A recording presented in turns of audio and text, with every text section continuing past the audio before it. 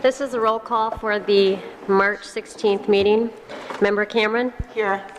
Member Glass? Present. Member Grover? Here. Member Johnston? Member Casper? Here. Member Saliga Punko? Here. Myself. Superintendent Dixon? Here. Deputy Clerk Bill Hansen? Here.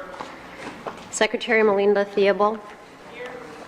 Student Representatives Maya Gallagher? Here. Peter Witzig? And John Peterson? We have a quorum. Art Johnston? Yes, I'm here. Please join us in the Pledge of Allegiance, and when we're done with that, remain standing, and we will do the national anthem with Jerry Upton directing the East Choraleers.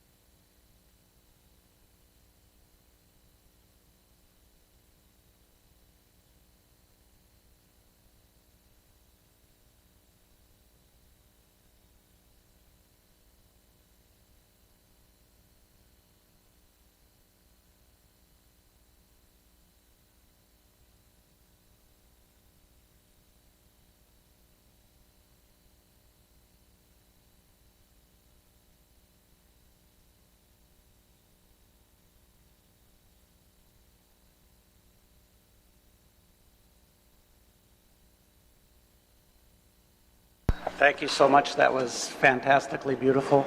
Thank you, Jerry Upton, for the wonderful job you do with these talented students. I'm going to turn this over to Terry Ackervick, our district-wide music specialist, and she will introduce the Sterling Strings. Good evening, Chair Grover, members of the board, Dr. Dixon, and directors. My name is Terry Ackervick. I'll be speaking a little bit later in honor of Music in Our Schools Month, and I want to thank again Mr. Jerry Upton, the director of East Choraleers, a cappella vocal group.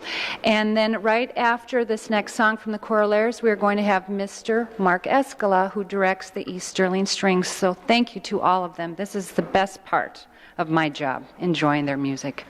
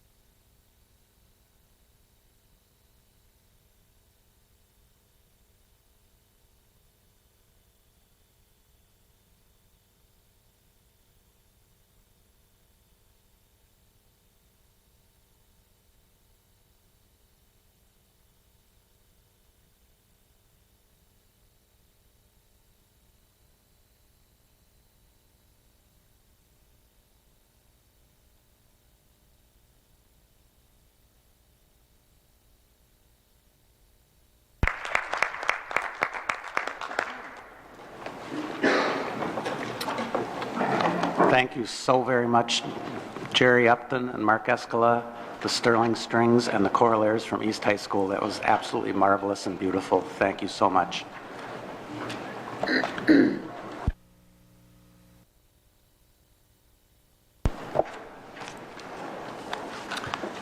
All right. Next order of business. Chairperson, point of order. Yes, Member Johnston. Point of order is items submitted for the agenda by Member Glass on March 2nd. Items submitted by myself on March 10th are not included in this work order. This is a violation of the rules, and I request they be attached. What were those items? What were they specifically? I had two, one about internal auditors, one was on school board procedures. Okay. I don't think what the substance says that has a validity of what my question is. My question is that they were not attached, they were properly submitted, and they're not part of this agenda. And that's my point of order. Yes, okay, Member Johnston, so noted. If you wish to attach them to the agenda, you can move their inclusion after. When we move the approval of the agenda, you can move them as amendments to the agenda. I appeal that decision. Member Johnston, I don't know that there's much point in that, but all those in favor of upholding the rule of Just the a chair? minute, there has to be a debate on appeals to the chair.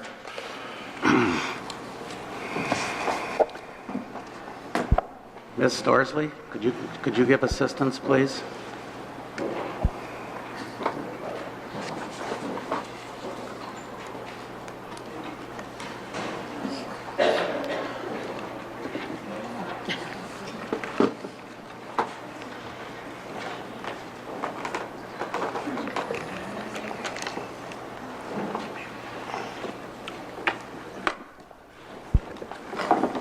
Chair Grover, members of the board. Yes.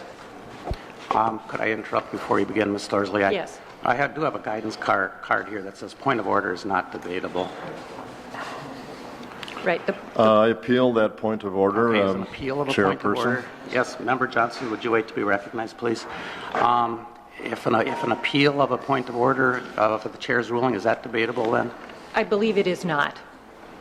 Okay, then let's go ahead and vote. Just a minute, could you cite that, please? Member Johnston, could you please wait to be recognized? What rules of order are you using, Chairman Grover? Normal procedure, rules of courtesy and process. You're now recognized, Member Johnston. Yes, I'd like a quote there. It's very clear that a point of order is raised, the chair rules on it, and then there's an appeal. The standard procedure is if appeal is called for that then that goes up for debate. Would you like me to respond? I'm referring to Robert's Rules of Order, newly revised 10th edition, at the back, page 20.59, point of order. The question whether it is debatable, the answer is no. But chair can permit full explanation and can submit question to assembly, in which case is for appeal, but it is not required. It is not Could you please give me that debatable. reference again? It is at the back table of rules relating to motions. It's on page 25. It's number 59. Member Saliga Punko. Chair Grover, I would like to move the agenda. Thank you. Is there a second? Second. Okay, the agenda has been moved and seconded. Just a minute. Yes. You didn't even ask, we haven't even went into the agenda item here yet. I believe what I heard Ms. Storsley say, and Beth, you can correct me if I'm wrong, but I think you said it's at the discretion of the chair whether we need to debate and vote on these things. So, okay. Just to remind the secretary that all points of order have to have reasons given in the minutes. And I expect to see those minutes given, and also the references that the attorney gave to be included in the minutes for next month, Okay. and I will review those. Okay. Is there any discussion on the approval of the agenda, Member Glass? Did you say that we could amend the submissions to this agenda? You can move inclusion of additional items on the agenda. It would take unanimous consent. Well, I will move that the 4 items that were submitted on the 2nd of March in a timely fashion for the agenda setting meeting be added to this agenda They were submitted by me and directly to you. There are 4 items that are clearly desirable by myself and Mr. Johnson. And in addition to that, I also submitted by email an agenda item 3 days before the deadline for this particular meeting, and the bylaws say that submissions 3 days in advance by individual board members are acceptable, and I would want to amend that to this agenda also. All right, is there a second? Second. All right. Yeah, we'll need a list of those for the minutes. All those in favor of adding these additional, how many items total? 5? 5. These 5 items, say aye. Aye. Opposed, say no. No. Okay. Moving on, are there additional? Is there any additional This is the discussion? point of order. Member Johnston, would you please wait to be recognized? Point of order, you don't have to wait to be recognized. Yes. Mr. Chairman, I have a point of order. Go ahead. I'd like to have reasoning given why you're saying that, did you say that that had to be unanimous consent? The day of the meeting, yes, that is correct. Now, we're moving on. We've already approved That I would like to have references on that. My question was for references on that, and I'd like to have that reasoning given. that reasoning may be provided to you after the meeting. At this point, we're going to move. The Have we chairman, voted on the the approval of the secretary, agenda? again, please note that the chairman does not have a reason for his turning down my point of order. I Okay, expect all to see those that in in the minutes. favor of approving the agenda, say aye. Just a minute, you did not close the debate. I've got 2 other items on that debate. You did not ask for closure of the debate. Closure of the agenda. Member Johnson, you're out of order. Approval, those opposed to the approval of the agenda, say no. No. Okay. Point of order. This is a legal procedure. I had 2 other items to put on that for debate, and my light was on, and you did not recognize me. Do board members want to go back to a closed issue, or do we want to move on? This is not a question of what you want to do. It's a question of following the rules of order. I have items on there, and you did not, my light was on, I was not recognized. Member Johnston, you rarely turn your light off, so it's hard to tell when it's on and when it's... Well, one reason I turn it off, Chairman Grover, is that you never recognized me, so I have it on all the time, so I will be recognized. And my light is on, and that means I was asking to be recognized. The agenda has already been approved. I know it hasn't. It was approved illegally. The agenda has been approved. If someone who was in favor of the motion to approve the agenda wishes to move its reconsideration, I will entertain such motion.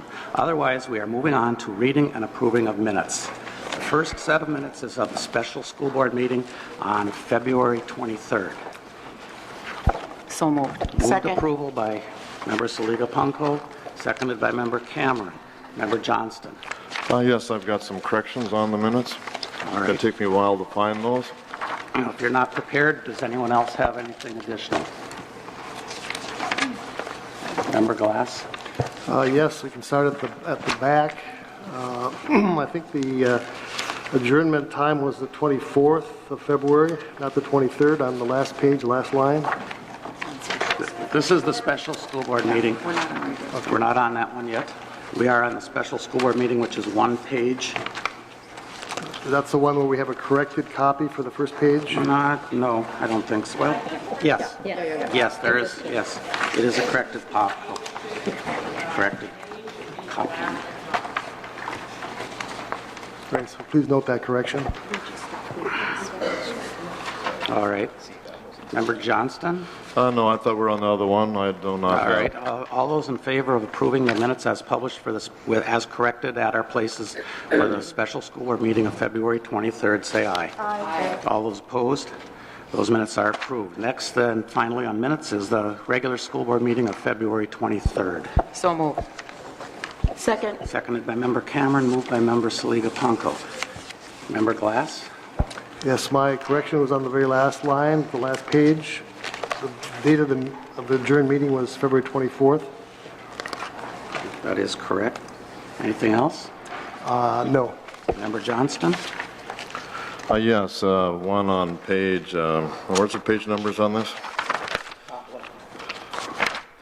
Page number 6, down about 3/4 of the way, it has Chairman Grover reminded members that abstention is the same as a no vote without a conflict of interest. I don't believe that was stated that way, and that's certainly incorrect. I'd just like to make sure that the minutes note that that's an incorrect statement. That is not an incorrect statement, Member Yes, it is an Johnston. incorrect statement. Here, do you want me to Okay, read the Robert's Rules of Orders on No, that? thank you. Do you have anything further? on Yes, these? I do have something further okay. to say. I think Go there's a ahead. No, discussion on the- my corrections here. Specifically to these minutes. Pardon? Specifically to add additions or corrections to the minutes. Okay. Okay.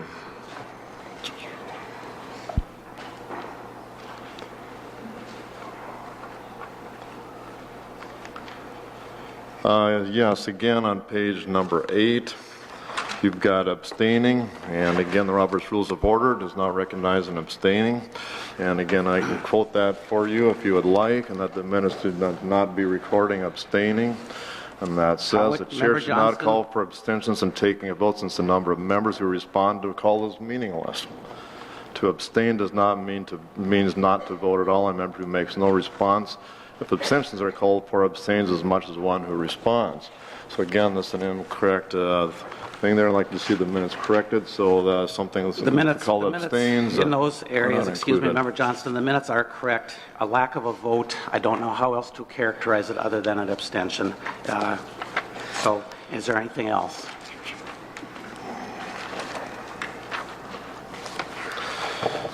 Yes, down at the bottom of that page, there's a statement that says Member Wasson presented the business committee. The time, excuse me, that was the wrong one. Scratch that one. Again, back on page 10, we've got Member Johnson indicated that policy 2109 requires that. I had a question on that, whether it was voted on, and my question was that it was not voted on, and here it was indicated that it was. And I'm very clear that my question was it wasn't voted on the previous meeting. I'd like to have the minutes corrected that that was a misstatement from the Secretary's part because there was disagreement on us. We did not have a vote on that the previous meeting.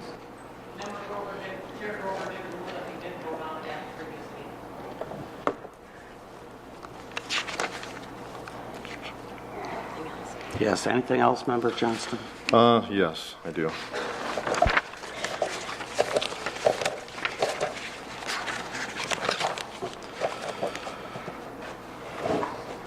Just to clarify for the vote, this is on page 35 or for the record. It has on there an amendment to Resolution B210-2731. That should have been a amendment to substitute, not an amendment. And that is referenced by the chair later on, but the amendment should say there clearly that this was an amendment to substitute. Page 35 on the first bold, second line of bold, underline, bold print.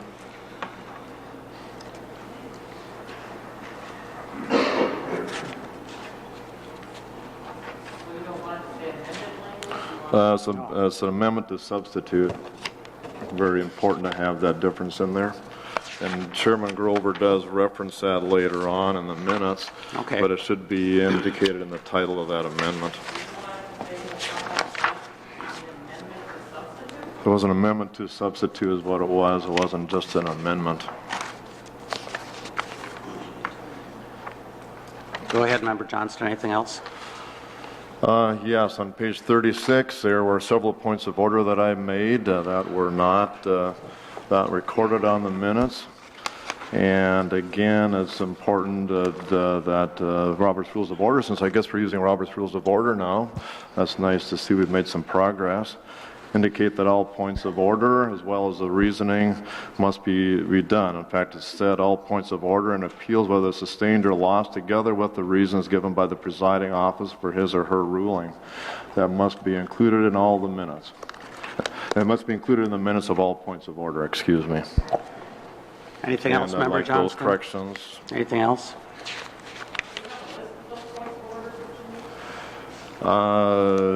That is one thing, obviously I don't, because and that's something that we'll have to reserve that because there is a lot of There's a lot of points of order made, and if you want, I can come in and we can go over that to make sure those are properly put in there and the reasons that the chair gave for them. And sometimes he gave no reasons at all. And that should be indicated in the minutes. Okay, Member Johnston, anything further? Let's see, I'm looking here. All right, if there is nothing further, Yes, I am. well, we're not going to wait for you to look. What do you mean you're not waiting for me Just to what I look? just said. We're going to move on. If you're not prepared, the rest of us are. Yes, I am prepared. Okay, what's your next item? The next item is that the nay vote, I believe that was improperly recorded on that. There was a replacement page on that. The one nay vote was by, well, which one? Are you talking about the vote on the replacement resolution offered by Member Wasson? Let's see. There was one yea, and that was you, and we have a correction page on those minutes.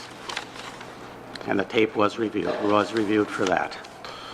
Okay. Is that the one you're referring to? That is that All was right. I was referring to. All Thank right. you. Anything further? That's it. All right. All those in favor? I just want, well, since we're talking about the minutes, I would like to say that I would request in the future to get a CD of the proceedings. So again, we don't have to be questioning these and having these discussions. So I'd like to get that sooner, and we can go over that before the next meeting. All right. All those in favor of the minutes as corrected, say aye. Aye. Opposed? Aye. Okay. Was an aye. Minutes are approved 6-1. Next is... I did approve that. That was an aye vote on my part. Okay, thank you. 7-0. Next is audience. We have a number of speakers.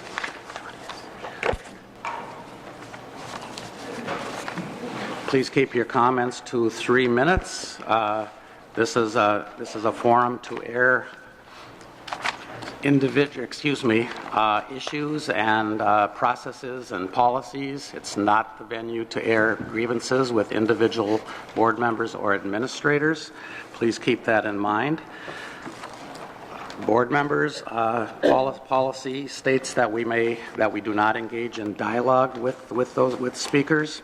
If there's a question for clarification necessary, we can do that, but that should be rare, and we do not engage in discussion of issues in this forum. This is the public's time to address us.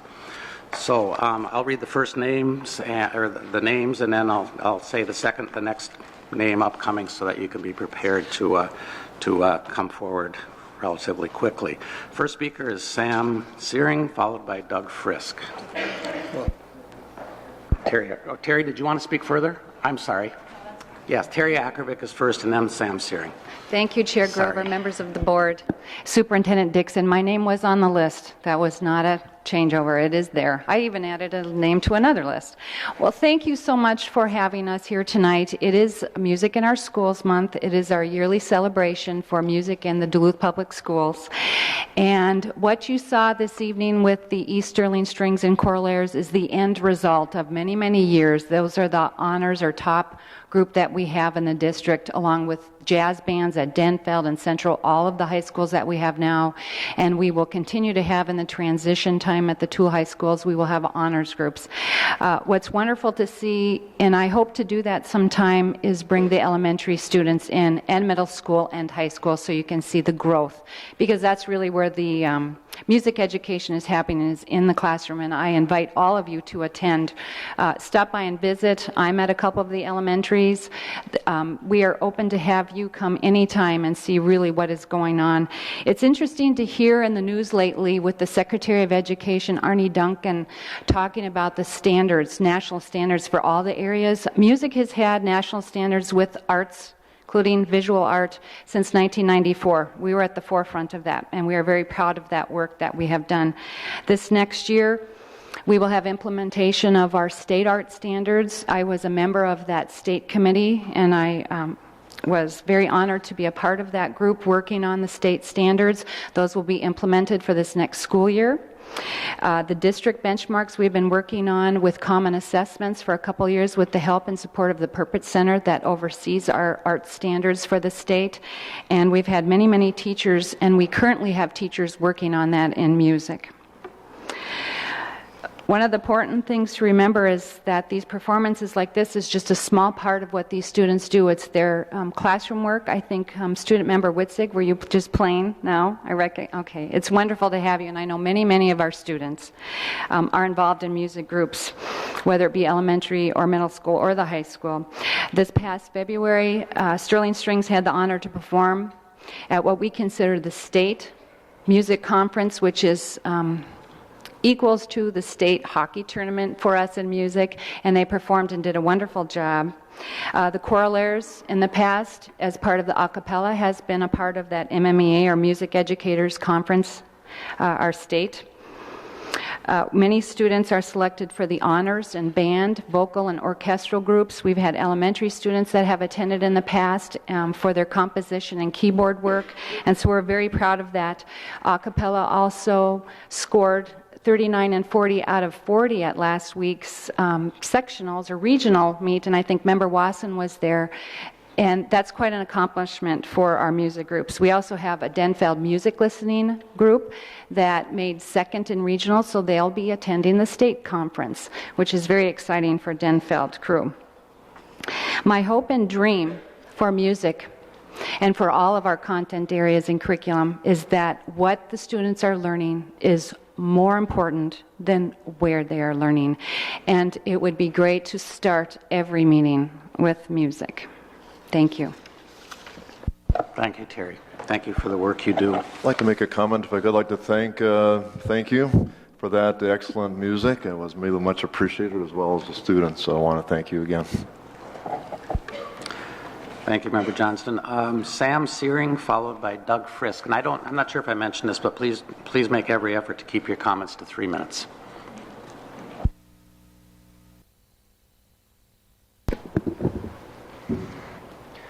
Members of the board, Superintendent Dixon, I'd like to thank you for last month's resolution to change the Students for the Future and Student Transition Team Plan from received as informational to approved and being acted on.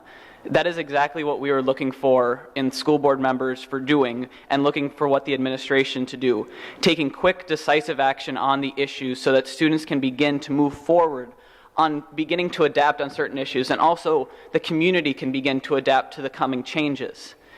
Now, I really would hope that continued involvement in other areas continues to come at a quick pace, and I know that tonight there's resolutions pertaining to the naming of a middle school, and there hasn't been a resolution made yet for the Eastern Middle School, but I would hope that that resolution would be coming in the next couple months.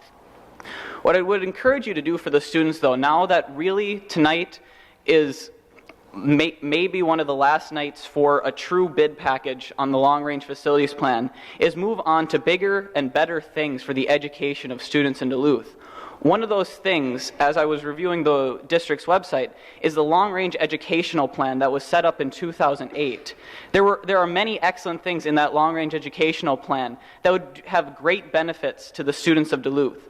And I would urge, once the long-range facility plan has been basically wrapped up, that the school board begin to look at those areas again, because it seems that the long-range educational plan has been set at the wayside since the long-range facility plan has taken the forefront. But really, education and buildings both matter. So we should dedicate the same amount of time that we've dedicated to our long-range facilities plan and use that also in the long-range educational plan. So I would urge you to move forward as a group and help to provide real, better education for the students of Duluth. Thank you. Thank you, Sam. Doug Frisk, followed by Andrew Knox. 3 minutes. Good evening. My name is Doug Frisk. I'm the parent of 3 children currently in the Duluth school system.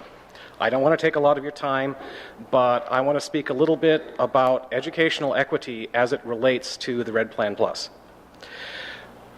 I can understand the feelings of the parents and the alumni of Central that feel that they're losing something.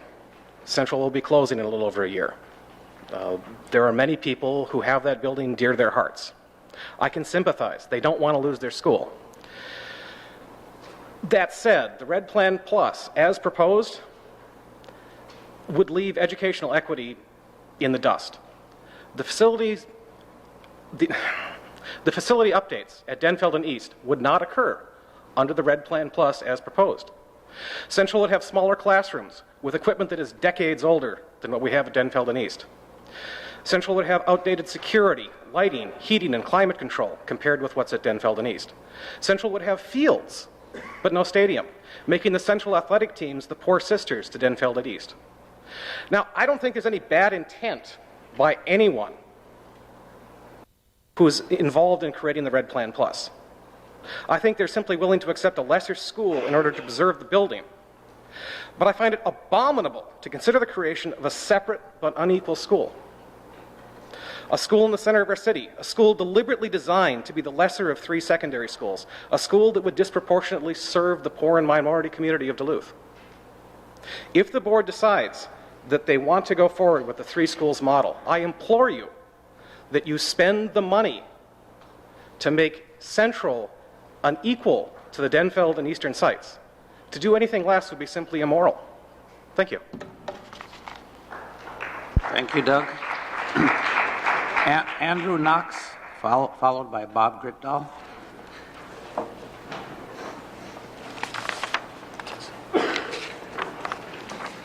Hello, Superintendent and school board members. I'm here to talk to you today about the funding towards closing the educational gap here in Duluth.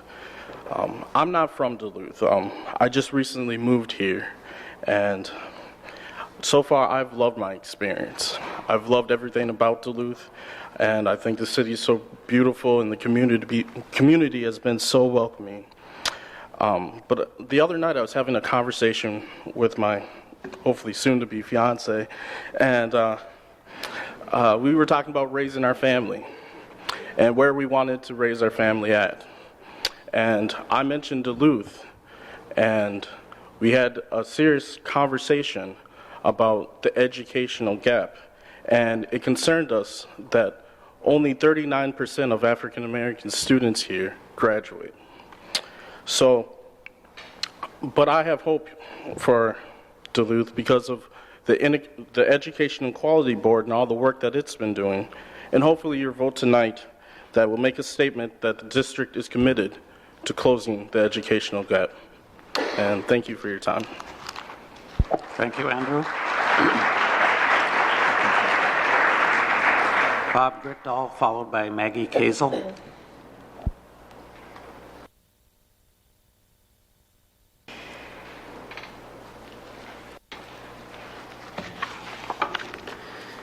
Good evening, Chairman, Superintendent, members. Thank you very much for letting me speak here tonight. My name is Bob Gritdahl, and I'm from the City Duluth Human Rights Office. I'm here tonight to thank you for your efforts to work on closing the achievement gap in education for kids of color in Duluth. The mission statement of the City Duluth Human Rights Office is to work with others to collectively define a vision of a community free of discrimination. I want to tell you how pleased I've been to be meeting in this room every Thursday night for the last number of weeks with the group that Ron Haglund has assembled in his role as a supervisor of education equity. The group first starts calling itself the Community Education Improvement Group, and it is a recognition that the responsibility for raising children in our community doesn't lie only with the school district. It's a recognition that if we're really going to close the achievement gap, we all have to accept our responsibility to come forward and build strong partnerships between the school district, between the community, and between the families of the children. I'm here to accept my responsibility as a community member and give you my commitment that I'm going to continue with that process to see whatever I can do in order to close that achievement gap. Ron has also developed an Operation Graduation that is filled with suggestions and ideas on how we can really focus the energies and the efforts of the resources not only of the school district but of the community to help families and help children close that achievement gap and become contributing members of our community. So again, thank you very much for your efforts, and I'm looking forward to some continued partnerships so we can work together to close that achievement gap. Thank you, Bob. Maggie Kazel, followed by Sarah Hill.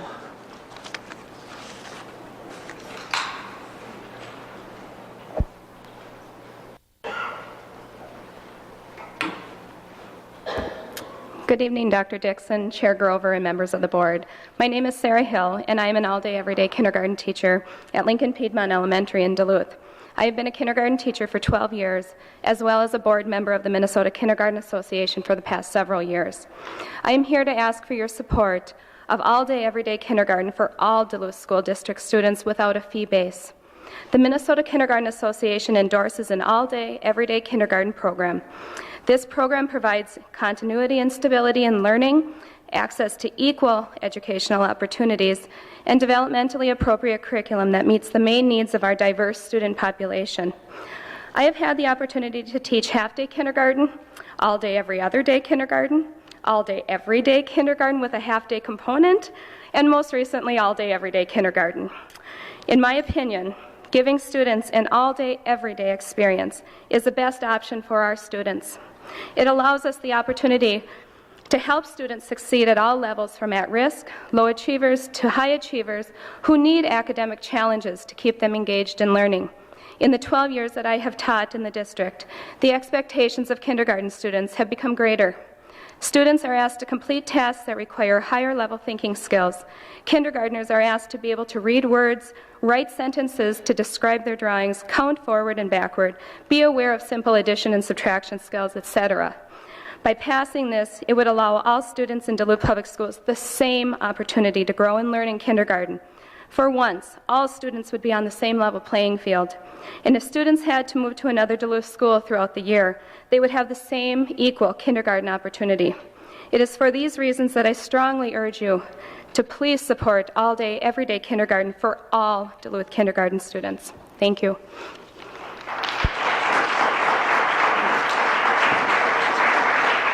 Thank you, Sarah. Did we miss Maggie Kazel? Is Maggie Kazel here? I'm sorry. Not sure how that happened, but following Maggie will be Sherry Merrick. Go ahead, Maggie. Thank you. She was just faster on her feet. I'm here to talk to you about having been a parent of a child who just graduated, went all through school in Duluth. And I want to tell you how it started out for me. She was in preschool, and my daughter is kind of a quiet kid. And the preschool teacher said to me, "Can this little girl hang out with your kid?" And I said, "Well, sure." The girl was mute. She had come from Africa. She was very traumatized. I said, "Sure." And my kid said, "Well, why am I doing that?" I said, "Because, in this household, I've always told you, colored girls stick together." And that's how she got through school. I'll just tell you, that's how she did it. And by being 4 years old in preschool, she already knew. That's the rule of the land for us. For her survival and her friends. When we got up here, my daughter looks like she fell off a Mexican wedding cake. She doesn't look like me. She's enrolled with the Lacta Flambeau tribe. She got up here, and I thought, well, this will be interesting, because I looked at the stats, and they said 8 out of 10 American Indian students will not make it, will not graduate. Now, if you or I had 5 kids, and someone was to tell you, in this school district, 4 of your children aren't going to make it, I know this problem, we wouldn't have this problem today, because none of you would tolerate that, none of you. That was my nightmare. That was my nightmare. I had that girl reading books like you wouldn't believe. They told me she had to be in preschool because they assessed her as being gifted and talented. They said she'd be bored if she wasn't. She got to first grade here. She was put in Title I. And I thought, wow, here we go. But by 5th grade, because every summer I gave her a curriculum of what she would read, she was reading at an 11th grade level. Now she goes to an Ivy League college on full scholarship. But she had some great teachers here, and one great principal. But it was a marathon, a constant marathon. By 4th grade, I tried to put her in the magnet school for her language. The 4th grade teacher kept bugging me. "What do you all do for Thanksgiving?" I'm like, "What do you mean, what do we all do? We eat a lot of food." And what do you do? And she goes, no, American Indians, what do you do? I'm like going, well, I'm not, but I can tell you we don't celebrate it. And we came in and we acted out some things in history that had happened with the kids. On that day, 3 of her fellow students came up and said their Indian name in class. That's a huge deal. And the teacher said, wow, I didn't know there was such a thing as Indian names. And we also enacted what a boarding school was like, being pulled from your family, not allowed to speak your language. Excuse me, Maggie, you need to wrap it up. Yeah, I'll wrap it. And she said, I'd never heard of boarding schools. Oh my God, you're the 4th grade teacher at Grant Elementary. You've never heard of boarding schools. And someone on this current group here said to me when I said, what do you think about this 8 out of 10? She said, well, you got to start out a day with a good breakfast, and maybe one of those parents need to see you off to school. I can tell you that's not how my daughter got through school. And I urge you to put educational equity at the top of your concerns. Thank you. Thank you, Maggie. Sherry Merrick. Sherry Merrick, followed by Virginia Breidenbach.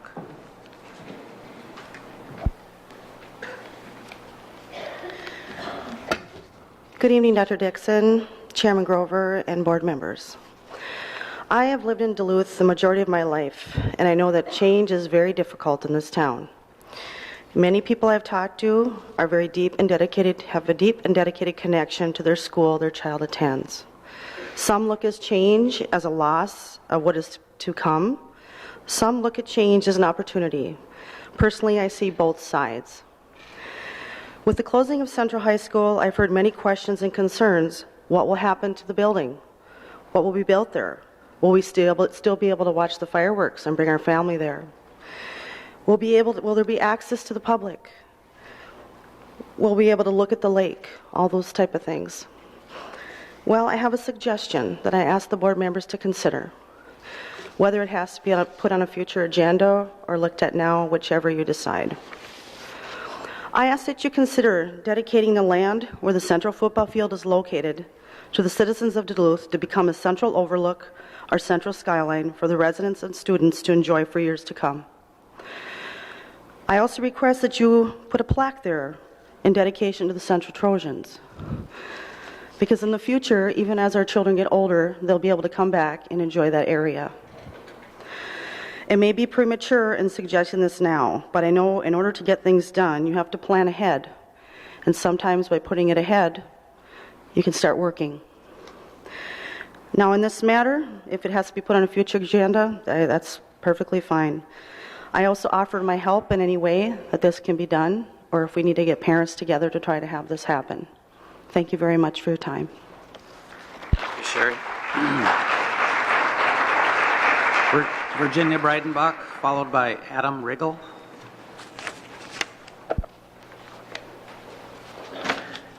Members of the board, Superintendent Dixon, thank you for the opportunity to talk to you today. I'm here as a representative of a group of concerned parents to reiterate my support for offering all-day, everyday kindergarten to all of our students. You all should have received a letter from me last week outlining my position. I'm the mother of a 4-year-old and a 2-year-old.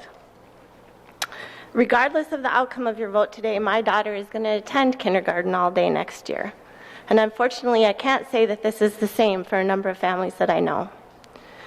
Initially, I had planned to send her to half-day kindergarten, thinking the two options were essentially the same, with full-day program serving more as a child care option than an educational one. The quote in the paper by Superintendent Dixon made me start researching the two choices, and I had no idea that full-day kindergarten is regarded by experts as so much more beneficial for kids. The research is clear, and early childhood educators I spoke with in the district do indeed agree that kids benefit both academically and socially emotionally from all-day kindergarten programs. To me, this vote today on this issue is about two important things. First, it's about deciding to offer the most beneficial educational format for our kindergarten students. And second, it's about giving every student in the district the same chance at a great start. I understand it's tough to make choices when there's a budget shortfall. I grew up in the Duluth public school system as a high school student at Central. Go Trojans.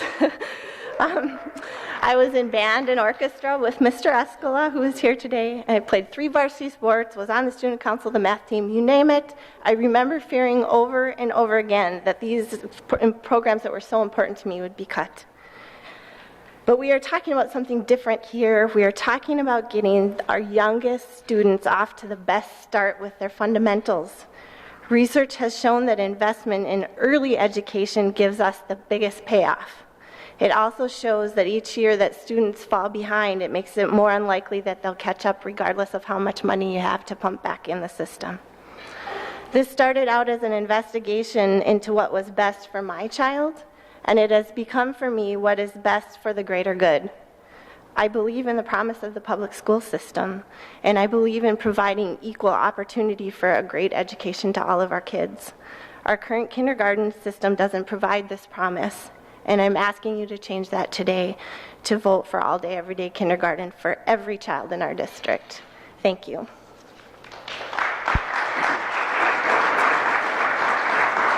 Thank you, Virginia. Adam Riggle, followed by Karen Heisek. Hello. Thank you, board members and superintendent, for seeing me tonight. I'm a junior at Central High School, and I've been part of the process of transition group and all that. A part of the few weeks ago on the decision that was made, I had numerous students, quite questionable, almost led to my demise, ask me what happened. Where did all that thinking, where did all those ideas you guys had came from and go out the window so fast? I told them I didn't know. And I would find out. I recently took a poll in several of my classes. I asked the teachers if I could and spoke to them. 3 different classes, you know, mix of everybody. And I got a huge support from the lower classes. And when I came as a freshman at Central, I wasn't full Troy and everything. But my first pep assembly, that's what really made me who I am. And I gotta admit, it's quite interesting. I sat in the back for a while and say, oh, I'm just gonna write this out and see what happens and if I should do something about it. And it's come to the point where I should try and speak for it. I had friends say I shouldn't and friends I should. My main stress here is Central is old, a heritage that's so deep and rich, and I can truly say I'll be proud to be a Trojan for the rest of my life. And such a quick decision eludes us and feel like we're not heard, and we want to be heard. And before near the end of this, I would like to invite all of you up to Central sometime, eventually soon, to hear our voice, because that's one thing we've been known for, is a very loud, proud voice. And you get from the opinion from there that we don't want to, if our name should exist or not, that's completely fine with us. But if we show that we want to be here, please make exceptions, please. At least include our name into the other schools. This is such a rich heritage. Just being in the school is such a holy place for me to be in. Rich history. And all I ask for is, please tread on this lightly. And I know there's people out there who really, really want to see this at least done with delicate hands. And I would like to consider, at least put our name into the other 2 names. The Remember Central, you're splitting a school into 2. At least remember them for somewhat what they are. At least I would like to come back here when I'm old with my kids, properly live here, and they'll ask me, where did you go to school? Well, I went to Central. Where is that? Well, it's gone at the moment. But those 2 schools say they have Central name. It's East Central, Denfeld Central. Oh, that's my school split into 2. And at least I know my heritage lives there and my, what I stood for, And there's plenty of people willing to support us. And I'm probably running low on time, and I'd like to finish this. Remind this, when I was a freshman, I was promised, my class, the class of 2011, was promised a Central diploma to graduate under the Central name and as Trojans. And I would like just to remind you of that. We were promised, and we will not let that promise go away. Thank you so much for listening to me. I hope to speak to you sometime soon. Thank you. Okay. Do I have a question for the speaker?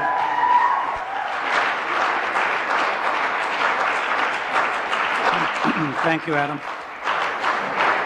Karen Heisek and Gordon Downs is next. Good evening. At last month's school board, there were some odd and puzzling statements from a West End activist directed toward Member Johnston. She stated the West End wants the red plan. But I would say Art made his position really clear when he was campaigning, and voters certainly knew his position when they voted him in 53 to 47%. Will the other board members please respect the voters too? 24,000 votes were cast for change. It is time to set a good example for students. Stay open to other points of view. Don't fall back on that's how we do things or it's custom like we've heard before. That same mindset would be disastrous in the schools. It is time to be inclusive rather than exclusive. Thank you.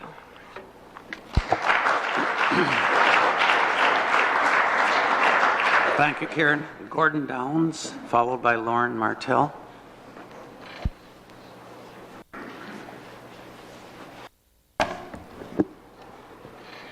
I've got a couple items here I'd like to bring up before the board.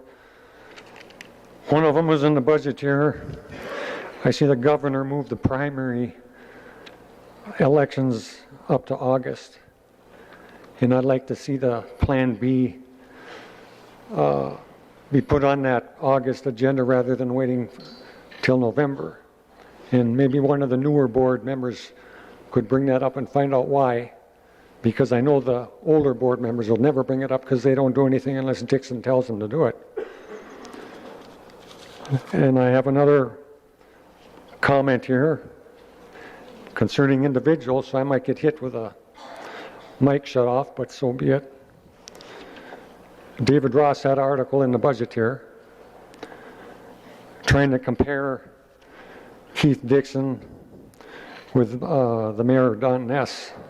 Both these individuals are exceptionally strong and courageous leaders. They bring quiet confidence and resolve to their leadership roles. And if I was, I've talked to the mayor myself a couple times when he has these meetings in the evening, and there couldn't be two different personalities or the way they operate than our mayor or Keith Dixon. In fact, if I was the mayor, I'd be kind of at a low point being compared to Mr. Dixon's and their style of operation.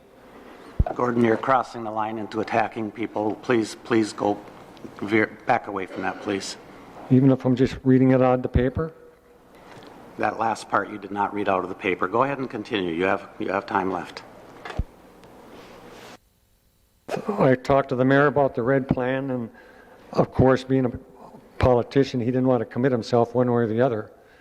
But he did tell me personally that he wasn't happy that the citizens of Duluth did not have a chance to vote on a red plan. So that's one good thing I got out of him. And then, of course, they mentioned the declining school population. And so how do you cure this? You close some schools. You close Morgan Park, and you close Central High School, our newest school. Now, granted, if the school population is going down, you got to close schools. I can understand that. But why on earth you'd close our newest, largest school in the central part of town? Central is beyond my imagination. And I graduated from Denfeld, so I'm not just pushing for Central people. And also the declining population, closing schools. Now you're going to build some new ones. You're going to build a new middle school out at Wheeler, and another brand new school at Piedmont Elementary School. So how you solve these problems by closing two schools and building two brand new ones only benefits Johnson Controls. And you can't keep building schools where the population moves around. You build the schools, you keep them there, you take the population to where the schools are. If the population moves east or west, you don't... Excuse me, Gordon, your time is about up. Okay, thank you. Lauren Martell Roxanne Moline is after Lauren Martell.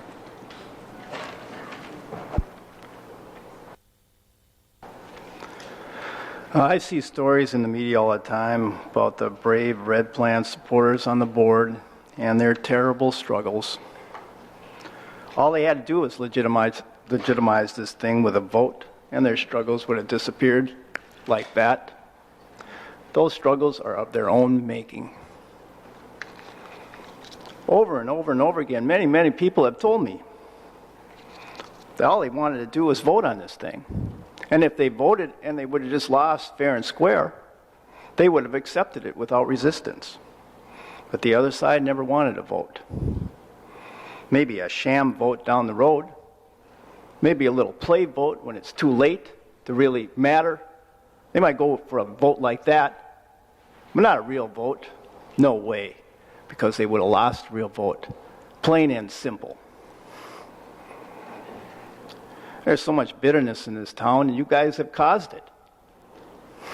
I call around a lot. I still haven't given up on this fight. And I got an old man on the line the other day. The guy was incredibly bitter. I'm not even going to try to mimic his voice, but he just lit into me, telling me how much he hated it, how much he hated the people on the board.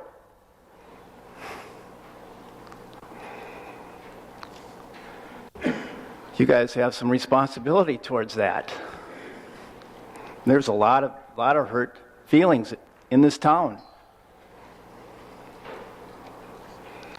Anyway, he was going after me, and he just kept going on, and I was literally holding the receiver out at arm's length, and I let him rant and rave for a bit. And finally, I had to shut him down a bit, so I pulled the receiver in and I barked at him a bit. I said, "Sir, please stop talking and just listen for a moment." Then I said, "Sir, I want to say one thing to you before I hang up this phone, and I want you to hear it. We in the opposition, we fought hard, and we didn't lose this battle. We won. We won this battle, but we were betrayed. That's what happened. We were betrayed. And now this town is expected to come together around something as dishonorable as that. There's a person in this room that has some responsibility towards that. He should make some gesture before it's too late to heal the bitterness in this town. He's largely responsible for it." That's all I have to say for tonight.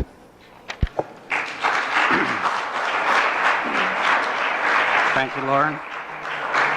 Roxanne Moline, followed by Lawrence Berta.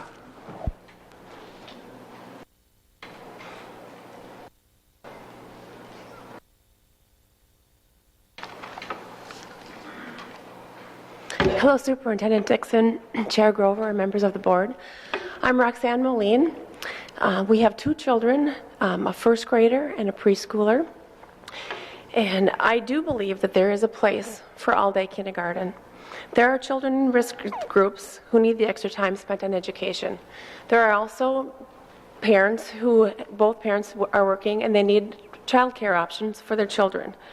There are also benefits to half-day kindergarten. At a time when the school district is in such a poor financial condition, the group I am here representing is questioning why are we looking at adding costs. I realize it's a redirection of funds. I also realize or am finding that it's a very complicated issue. But I'm questioning why are we looking at funding free all-day kindergarten to everyone when some people are willing and able to pay and others are not even interested in full-day kindergarten to begin with. For these two groups of people, it is a waste of money to provide full-day kindergarten for everyone. I understand that we are losing families because we don't offer all-day kindergarten as some of the competition does. Retaining those 20 families that we're losing could bring in $1.5 million, $2 million. Is it worth the $1 million that it will cost? Is it really worth letting go of all the current programs for the students at risk in our district? Is it really worth larger class sizes? We are all aware of the studies that show that larger class sizes impede learning. So are we really better off when the rest of the student scores in those larger classrooms are lowered and the learning is lowered because we had to go to bigger class sizes? The studies on the benefits of full day versus half day are controversial. Certainly there are kids who are going to benefit from full day kindergarten, but not all children are going to even realize a benefit from all day kindergarten. And for those children that are behind, many of them are caught up by the third grade anyway.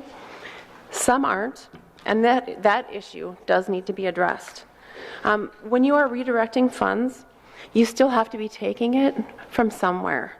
It has been stated that the places it's being taken from are not working to close the education gap. Is it because these programs are ineffective, or is it just because they're just simply not enough?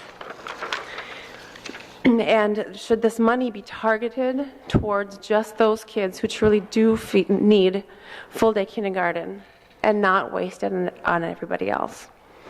The one piece of your plan that I do like is that having teachers teach the required elements of kindergarten in the first half of the day so that those parents who do choose to have their kids come home for the second half of the day aren't missing out on those essential kindergarten skills that they do need to learn that first kindergarten year. As you're looking at the rest of this isn't related to the kindergarten issue, but as you're looking at the rest of the $4.5 million budget shortfall. Roxanne, you need to wrap it up. Okay, I will. Cutting student programs is going to cost money in the long run, the educational long run, because families will be leaving the district to get the programs that they need at other schools. So looking at the larger education picture, and the at-risk kids will end up costing more money if they're left behind too because of this money, or because of they'll be left out on the streets doing the things or getting into the issues that are, I'm sorry, I'm trying to wrap it up and I'm losing my whole train of thought. Those kids end up on the streets in the very trouble we're trying to help them avoid. In conclusion, I'm asking you to look at the long-term educational effects of cutting current programs and increasing class sizes to fund all-day kindergarten for everyone, when there are people who are willing and able to pay for it, and others who would choose a half-day even if full-day was free. I ask you to consider targeting that money instead. Still use the money, but target it towards the children who would actually benefit from all-day kindergarten. Not just everybody, the kids that would actually benefit from all-day kindergarten. And also really analyze the studies that say full-day kindergartners are further ahead academically. Thank you for your time and consideration.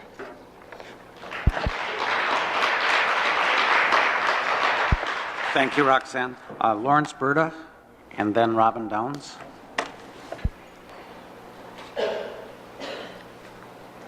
Superintendent, Chair, members, thank you for letting me speak.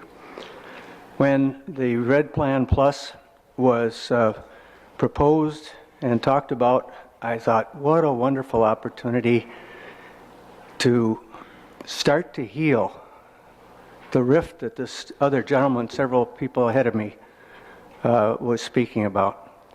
What a wonderful opportunity to start bringing the city of Duluth back together again.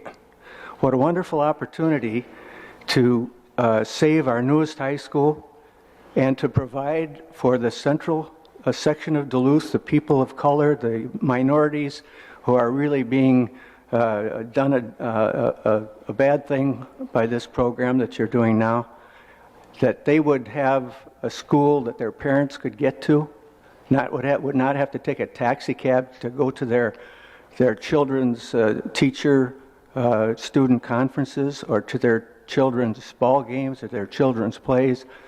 They'd be able to attend and support their children in the center part of town. I thought, what a wonderful opportunity this would be for us to do that. And I was terribly disappointed when apparently the whole thing was blown off and it was not considered respectfully or thoughtfully.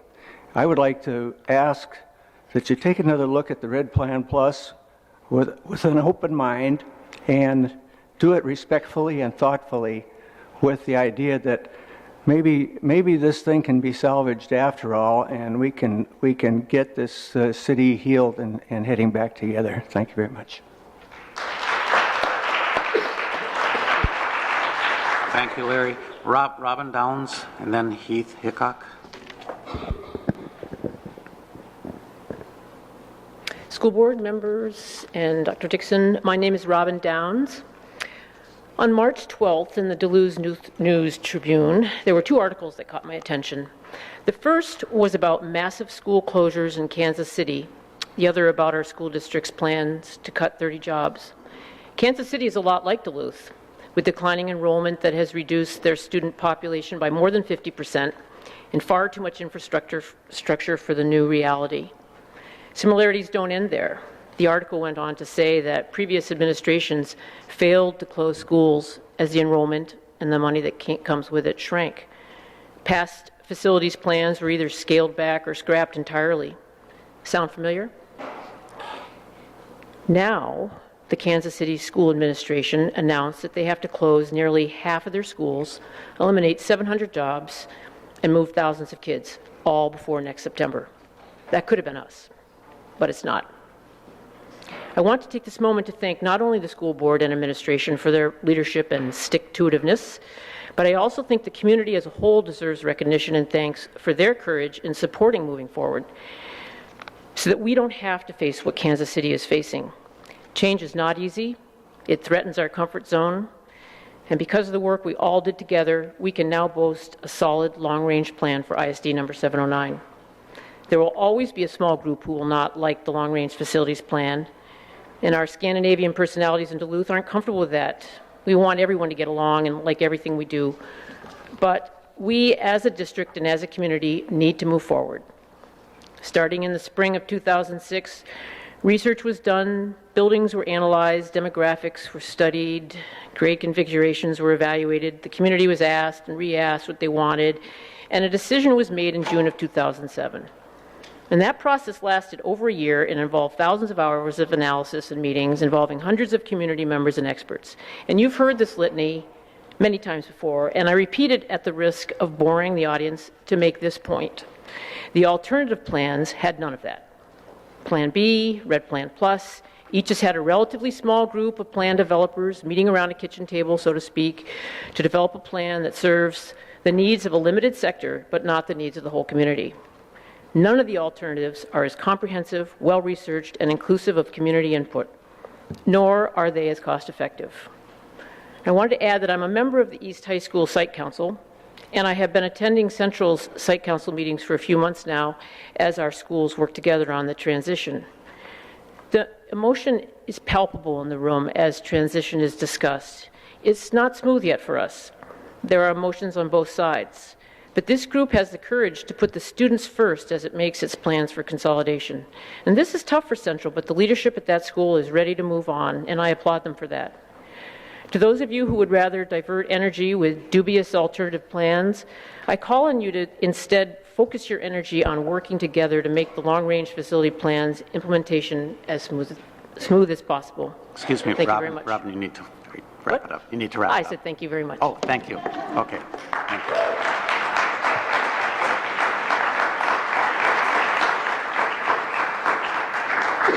This is Heath Hickok. Next is Chris Ridgewell. Chairperson Grover, Superintendent Dixon, and all of the distinguished school board members. I'm here tonight. My name is Heath Hickok. I'm the Executive Director of the Lincoln Park Business Group, and I'm here as a representative of the business group to present our letter of endorsement for the Lincoln Park Middle School.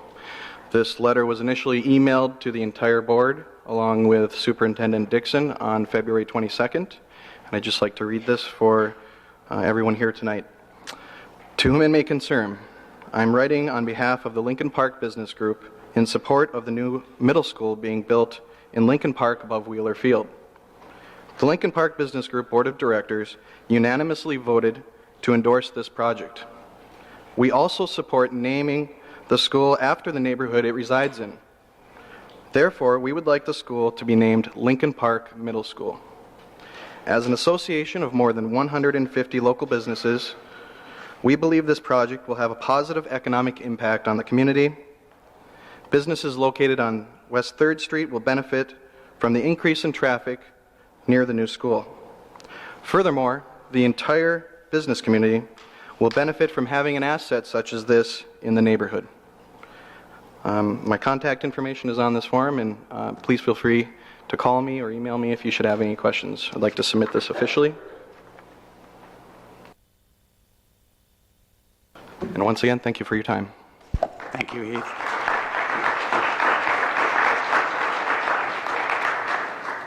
And Chris Ridgewell, and after her, Gloria Ohaju. I'm not sure about that pronunciation. Chris? Chair Grover, Superintendent Dixon, members of the board. A couple of things tonight that I want to touch upon. First of all, stay the course. Stay the course. You four who have been for this, stay the course. You other three, please think about what you're doing to West Duluth. They talk about equity. East is done. We want it in West Duluth too. We want our new middle school. We want our Laura MacArthur Elementary School. I got contacted by Christine Townsend, the president of the Laura MacArthur Elementary School. 53 people are behind you four. Go Laura MacArthur. This is great. They want the long-range facilities plan. My board members who represent 13,000 people from Fond du Lac to the Orodox also endorse the long-range facilities plan. We also in West Duluth like the idea of Lincoln Park, losing a school and getting a brand new one. How cool is that? And it needs an identity. It needs a name. It's a beautiful area. It's wonderful. It's going to be great for business. Economically, Western Duluth needs this. We need the long-term facilities plan. Love the idea of the central land. Put a plaque. How beautiful is that? You could bring your children back and say, this is where I went to school. That's great. My kids have lost many schools in their young lives. They're in their 20s, and they already look at that school and go, that's where I used to go to school. We adapt to change. We have to proceed and move forward. We have to adapt to change. The second thing I want to comment on is I am pleased to let you know, and I want to thank Member Johnston, who has accepted an offer to come and speak to the West Duluth Business and Civic Club. Thank you. Next Wednesday. I would also like to invite Ms. Heisick, is it? Please, you're welcome to come to West Duluth anytime. I don't know if you've ever been out there, but we do welcome people in and would love to have you out there for that meeting, because you will see true West Duluthians, what we want, what we need. Third, do not jeopardize middle school education. For the sake of a 7th grader being with a senior, for the sake of saving a school, do not jeopardize the education of these children. We need middle school education. We need new middle schools. We need one in West Duluth. We need one in Lincoln Park. So please stay the course. Thank you. And we'll see you next Wednesday at noon. It's at noon, Mr. D's. Everyone's welcome. Especially you, Miss Heisick. I'd like to see you. Yes, I am a community activist for West Duluth. Thank you.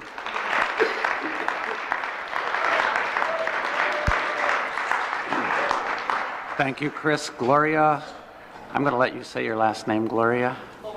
Ohaju. And okay. And Tim Vellner is next. I'm here to speak against the comment that's been said about how people of color at Central should not get treated right. I'm Gloria Ohaju, and I go to Central High School. My parents were born in Africa, so I'm born of African descent. I moved here about 7 years ago, and I haven't been treated wrongly since the day I moved here. People at my school treat me with hospitality, and I have a lot of friends from Central East and Denfeld. Central is the most diverse school of all three. If you divide the schools now, one side would be a school of African Americans, and the other would be Caucasian, or the Caucasian side. But with Central, it's in the middle of both, so it's more diverse. People from Central treat people with different ethnicities with kindness and respect. If you were colorblind and you were to enter our school, you wouldn't know who's African American, Chinese, Japanese, Mexican, or American. I may be one person, but I speak for all when I say people at Central get treated with equal respect. Go Central.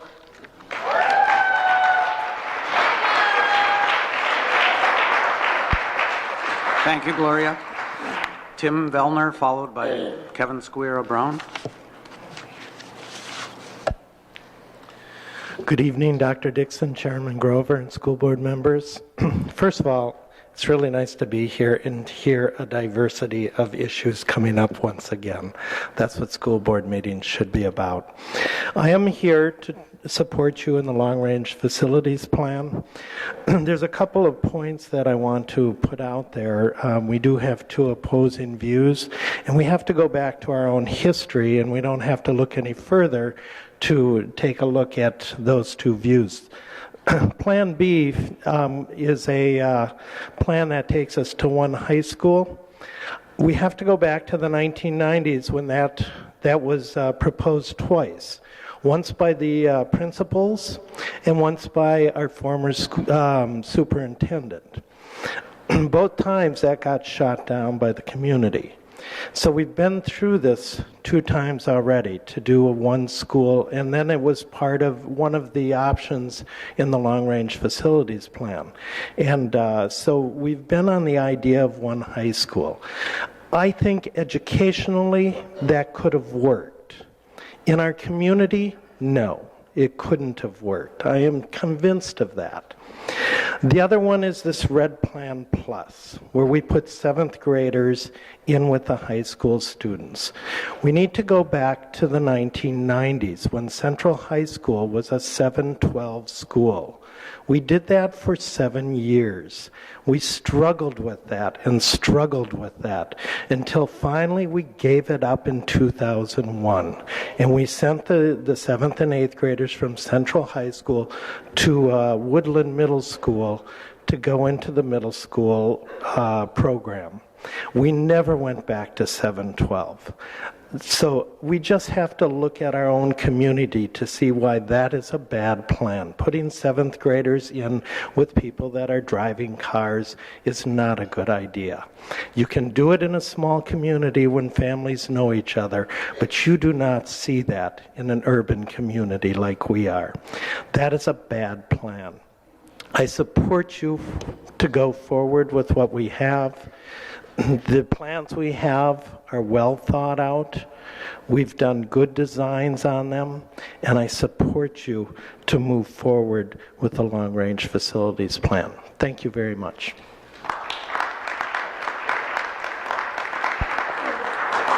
Thank you, Tim. Kevin Squire Brown, followed by Danielle McIver. Kevin? Chair Grover, members of the board, Superintendents Dixon and Hill, thank you for having us, give us some time to speak tonight. I'd like to talk about the all-day kindergarten proposal.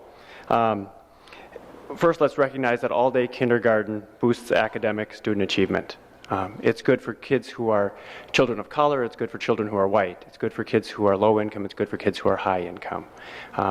So all-day kindergarten is a good thing. I want to speak a little bit about what I understand now in regards to the proposal to fund the all-day kindergarten proposal that's before you. About $230,000 of that money would come from the 4 high need in terms of income elementary schools.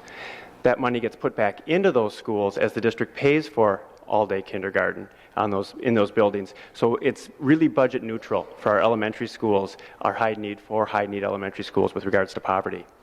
$420,000 or approximately that comes from our middle schools and high schools. It's Comp Ed D money, which you're all familiar with that, but I'm suspecting most of us in the public aren't. It's Comp Ed D money that's given to the district to target services for low-income people, for children on free and reduced lunch. And so what this proposal does, and most of you are really clear on this, is that we're taking that money from the middle schools and high schools to help augment all-day kindergarten in all of our elementary schools, each of which have some children who are low income. Let's be really clear about that. The rates vary considerably, but there are low-income children in all of our schools. So while I recognize and support the current focus on achievement gap, and I really do, I worry that the comprehensive plan being put forth, that we may not be able to fund it, particularly pulling nearly $500,000, $420,000, let's be clear, $420,000 out of our junior and senior high schools, the comp ed money that's targeting programs for low-income kids. One funding stream that's not in the current proposal is having a fee-based component to that. And when I talk about a fee-based program, let's be first clear that I'm not talking about a fee-based program for all children. We have free and reduced lunch, and we have kids who pay for their lunch. Likewise, we could have free all-day kindergarten and fee-based afternoon portion of kindergarten for families with the means to support that. The district has that example currently at, I believe, 5 buildings in the district, in which approximately 140 kids are paid for at the rate of about $2,000 per child for nearly $300,000 worth of augmented income for the district. While there might be some little headache in terms of figuring out how to gather that money, all those families are already doing the federal free and reduced application. If that same application was then applied to providing free kindergarten and remaining, let's say, 300 families, and I don't know the rates of free and reduced lunch in our kindergarten population, I'm sure someone here does. Even if that $2,000 was reduced to $1,000, which would make it much more affordable for families near the edge, it would be, again, $300,000 that we could be using for programming elsewhere. I'm going to ask you to take a look at that. Thank you. Thank you, Kevin.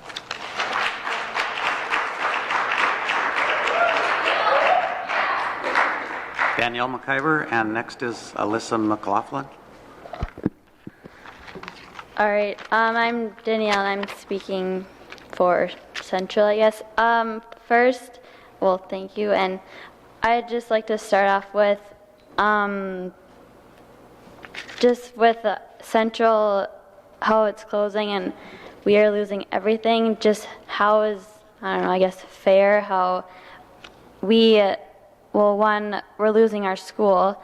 So kids, like friends, will be split up. I know my sister's a sophomore, and most of her friends will go to East if forced to.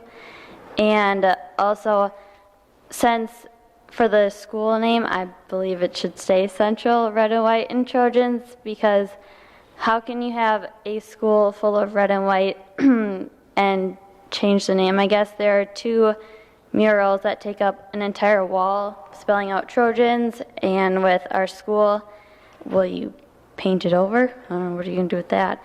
And also, well, for the colors, one of my friends said she won't play on a court that says Trojans wearing maroon and gold. I don't see why you would, I don't know, change the colors when your whole school is red and white saying Central Trojans and all of that.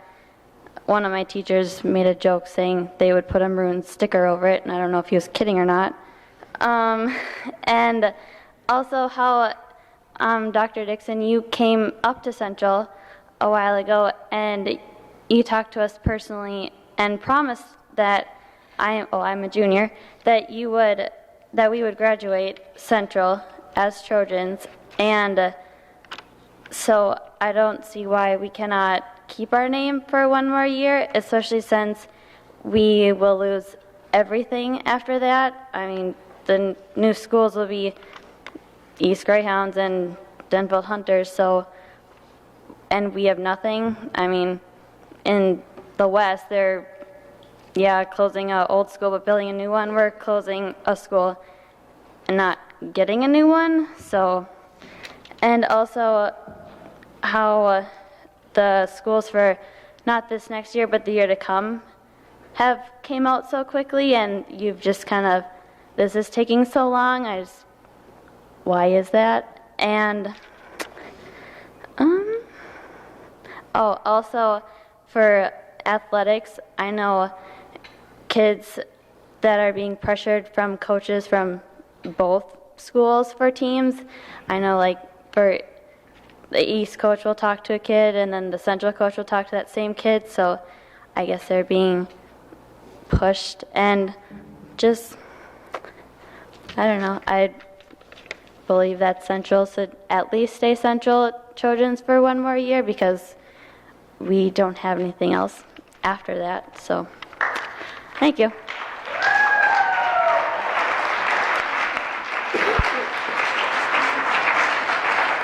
Thank you, Danielle.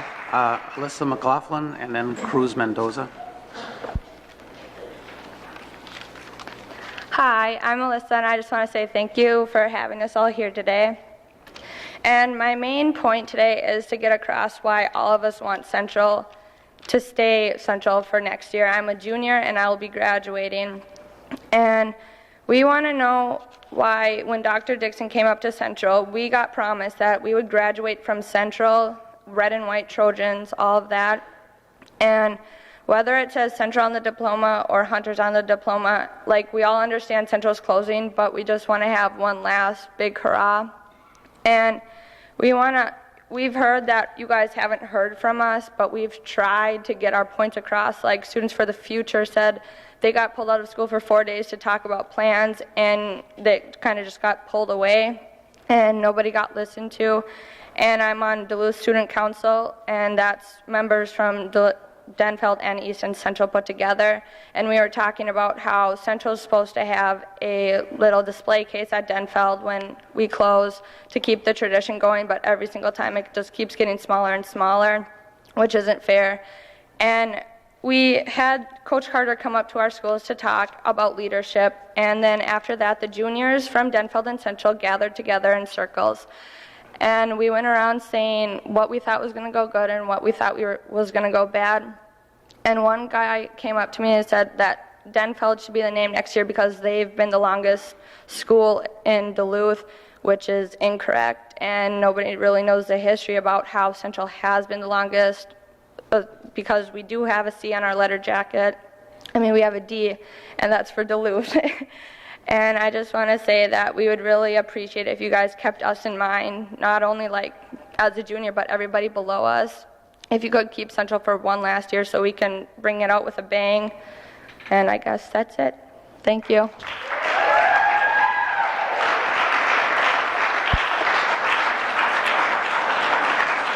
Thank you, Alyssa.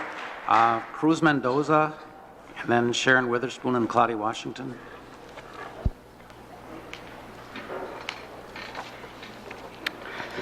Superintendent, school board members, I'd like to thank you for the opportunity to speak with you. After this last November meeting of the school board, a directive came that began the process of eliminating the achievement gap in ISD 709. This initiated work that has included over 60 people from different sectors of this community. There is a beginning in mobilizing our Duluth village to raise and educate our children. I'm speaking here as an individual involved in that process, as well as being a member for the last 16 years of the what used to be the Desegregation Advisory Committee. We at the Educational Equity Advisory Committee have made a unanimous decision to focus our work and resources to match the school board's commitment towards an equitable education for all of ISD 709 students. As you know from the Education Committee meetings, there is talk of Title I, compensatory ed, and other funds possibly being redirected towards the same end.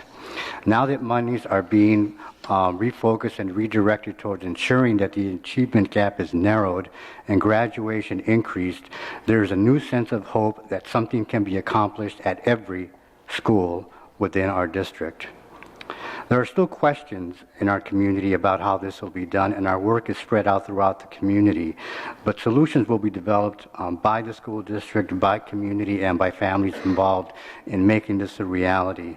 And you know, there are people from like a number of organizations, whether it be the Boys and Girls Club, whether it be Men as Peacemakers, NYS, and any number of organizations that have taken part in this process over the last several weeks that have come up with ideas that are reaching you.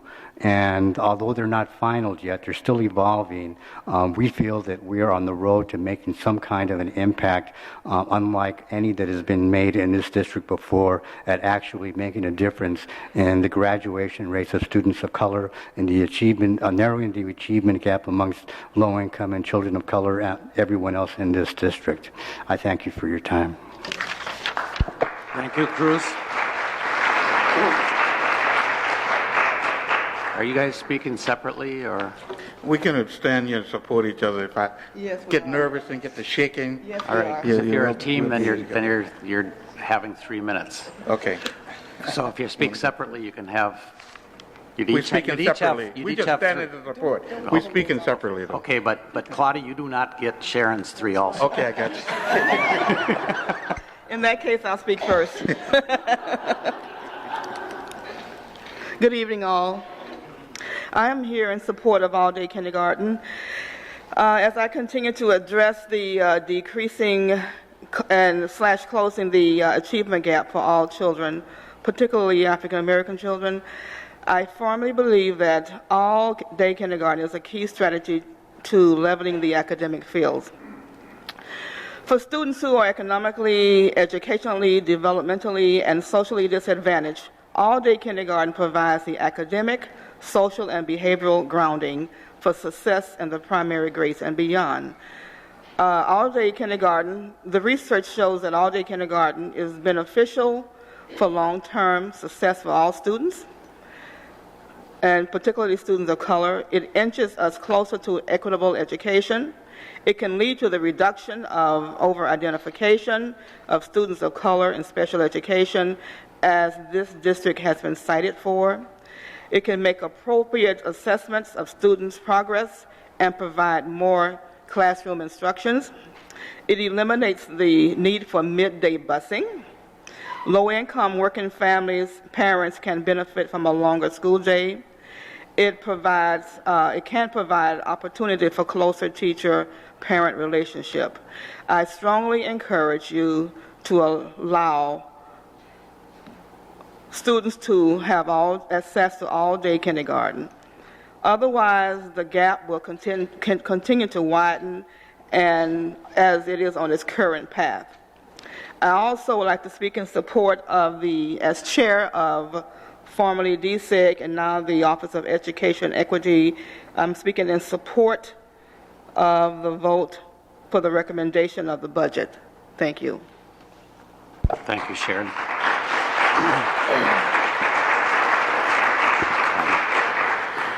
President Grover, members of the school board, I had not planned to make any comments in this area, but I must do it.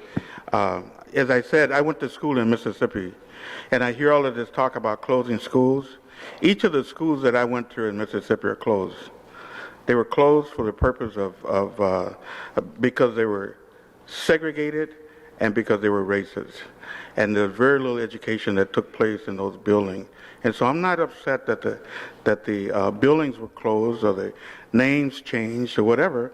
I'm just concerned that, glad, I should say, that the educational system has improved since the time that I went there. Now, on the second hand, my kids went to school, all of my kids went to school here in Duluth from beginning to the end. And each of the schools that they attend are closed, will be closed once the RED plan is implemented.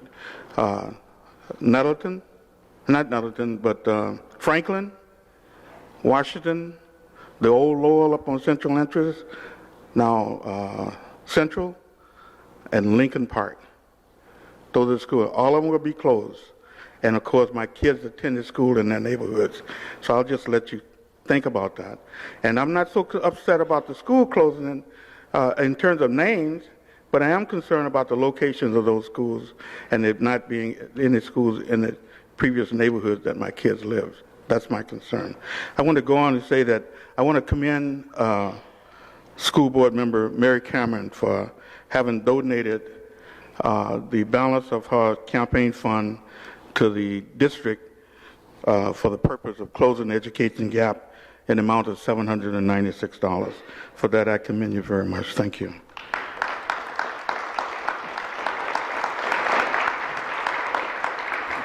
I encourage the school board to support the recommendation of Mr. Ron Hagelin, the Director of the Office of Education Equity Budget, for 2010-2011 for intervention of programs and services.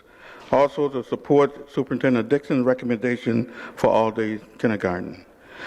We recommend that you continue to hold the school administrators, teachers, staff accountable for the education and the well-being of all of our children, and for closing the educational equity gap. Thank you very much. Thank you, Claudia. Stephanie Heilig. Stephanie Heilig. I'm sorry I didn't give you a heads up there, Stephanie. And after Stephanie is Mimi Larson.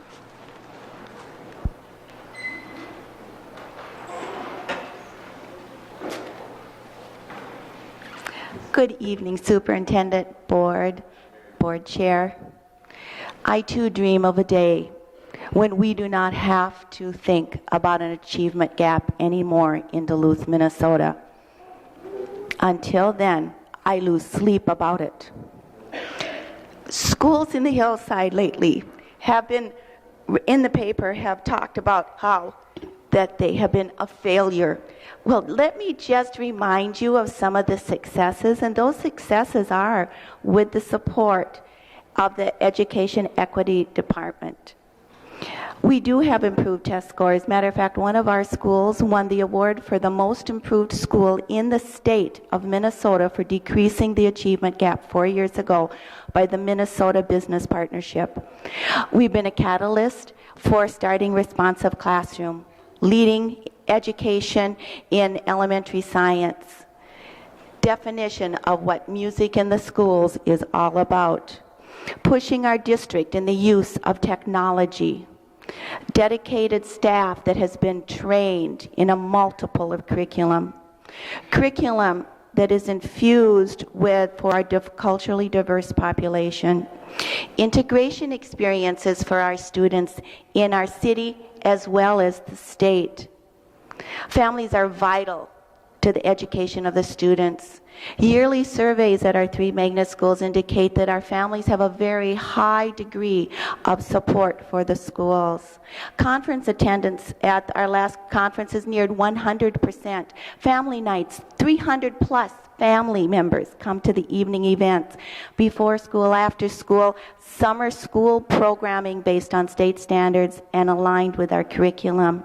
But here's the big indicator.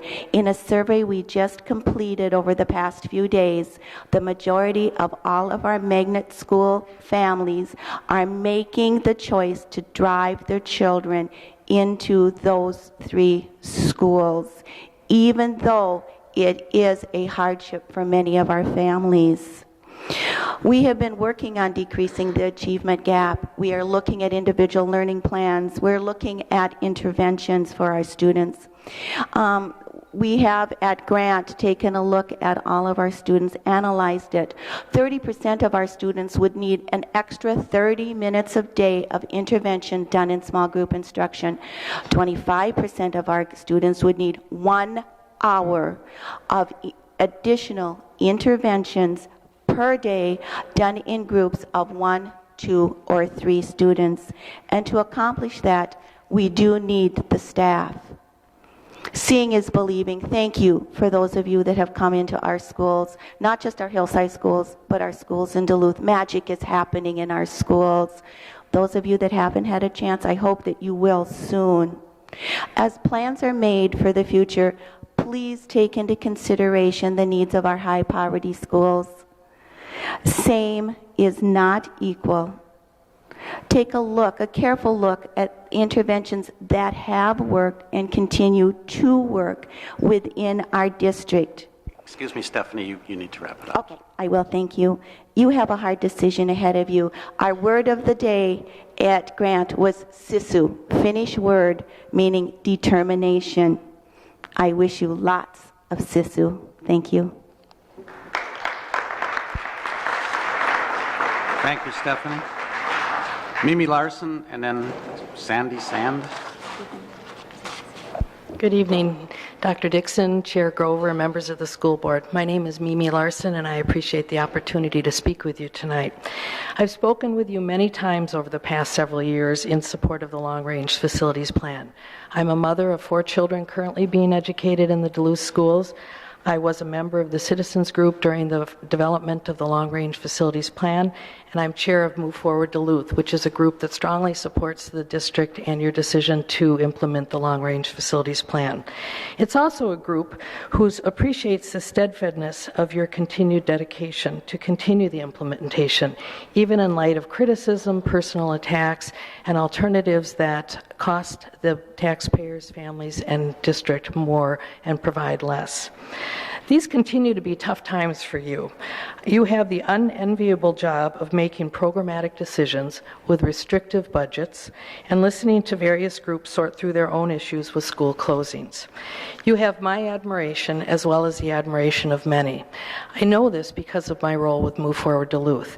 I receive on an average a number of emails each day, and especially after Move Forward Duluth puts out an email about people who support the work that you're doing. And what I'd like to do is take a few minutes tonight to summarize some of the comments that I've received this past week after an email went out letting people know about this meeting tonight. These come from citizens across the district and across the city. I received one from a man that said, I'm proud to be a citizen in this community with a board that demonstrates leadership. The leadership to begin a facilities plan and the leadership to continue it despite unfair attacks and criticism. Another email I received said, I respect the board's vision to know that a vibrant school district has a positive impact on our community's economic development. Another person wrote, leadership is never easy, and I appreciate our board, what our board has done in developing the long-range facilities plan and their ability to carry through with this. They deserve our gratitude for making the tough decisions we've needed to make. A parent wrote, my family travels a lot with the kids in sports. I have been in many updated schools and each time marvel at the positive environments that they present. I've spoken with parents who have kids in these schools, and they have all said that the new modernized buildings positively impact their children, and I'm excited for that our kids will get a chance to have this. Another person wrote, I would like to thank the board members who support the long-range facilities plan. They have had the courage to actually take a position and haven't backed down from what they believe and from what the community has told them that they want. Even those who disagree with the board should admit that they show a great deal of integrity. A teacher wrote, as a teacher, I know the long-range facilities plan will give us the environmental supports we need to do our jobs, and that this plan provides all of our kids with buildings that will facilitate quality education in today's world. Okay, maybe it's time to wrap it up. Okay. Finally, I will just say that one person from the Central Corridor also spoke and said that while they're disappointed in the opposition that's being voiced these days, and especially with the target attacks on Tim Grover, they remain hopeful for our district because of the majority of the board who will continue the plan. Thank you for all that you do and will continue to do. Thank you, Mimi. Sandy Sand, and Peter, would you just check there to see if there's anyone additional? Superintendent Dixon, board members, I'm Sandy Sand. I have 3 children in the Duluth School District, 2 of whom have graduated. And tonight I'm really here to say thank you. My plan was to say thank you, but also tonight I've heard words of achievement gap and leadership, and I still want to say thank you for having the courage, for working with the community a few years ago and having meetings and coming up with a plan, for having the courage to stick with that plan and know that the community supports you, and to thank you for compromising with the community, working at the several locations of the new schools and existing schools. And also to say, mostly just to say, I want to support you in moving forward with the long-range facilities plan. Many of our students are close to completing the first year of change. For a lot of kids, it's been a tough year, but now it's behind them. They've learned a lot. They've learned to work with change, and they're looking forward to the changes ahead. I think one of the most important things we all need to remember as children and as adults, life is full of change, and what better place to learn it than in school and then take it out into the world with you. Thank you, and please move forward with the long-range facilities plan. Thank you.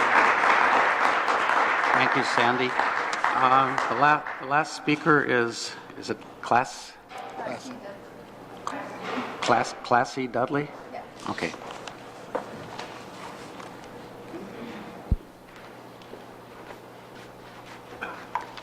Okay, hi board members. I just actually came here to speak for Central, but I want to actually make a comment of the achievement gap that you guys are about to vote on for the kindergarten every day and all day. Well, when one of the ladies came to speak, she said that 20 families would only benefit from it. She said that if you guys continued having kindergarten every day for free, that only 20% of the families would show. And then she later stated that it would be crowded. That she basically contradicted herself, because 20 students out of how many kids that wouldn't in a classroom for kindergartners, I don't think that would be crowded.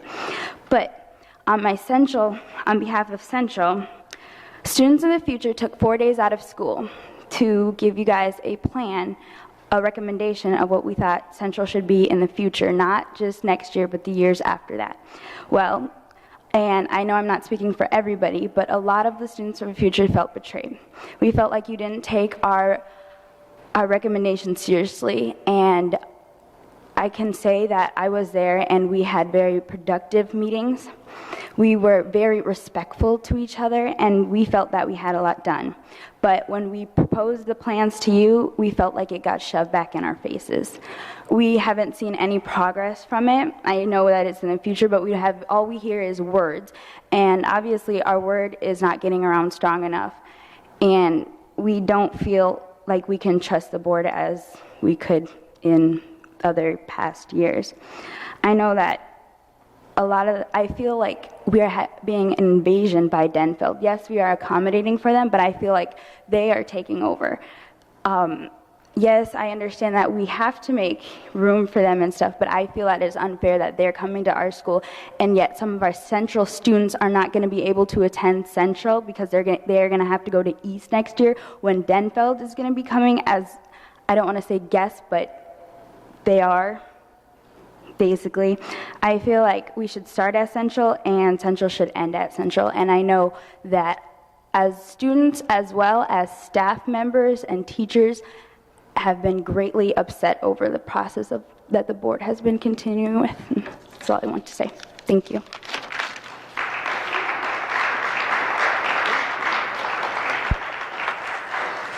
Thank you, Classy.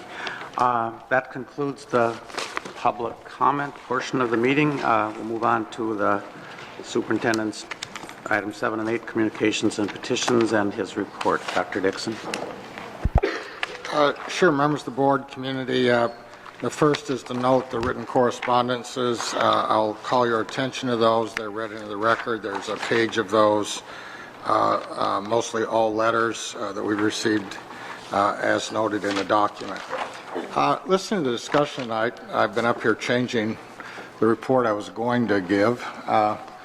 And so let me maybe respond on perhaps 3 major topics tonight, given what I've heard.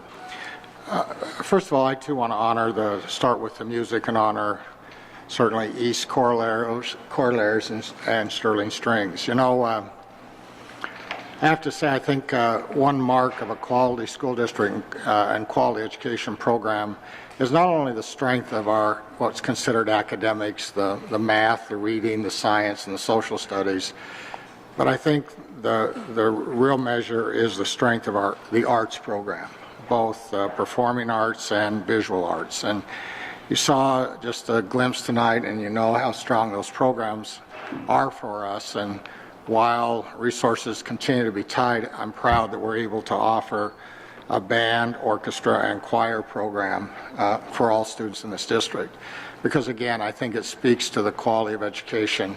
While I'm an old math teacher, I still believe that the arts are a critical piece to the learning and high achievement. And you're not really, in my judgment, an educated person unless you have a strong dose of arts in your background. I do want to speak to Adam, Danielle, Alyssa, and Classy, who just came up relative to Central for a moment.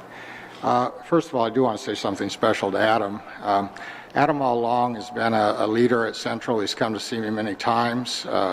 and has worked tirelessly as a leader at Central to really look at process and systems and how to make change. And I have to say, personally, I've appreciated our conversations. I know a lot of this is hard, and I appreciate times you stood by me in some pretty difficult situations. And I want to acknowledge that board because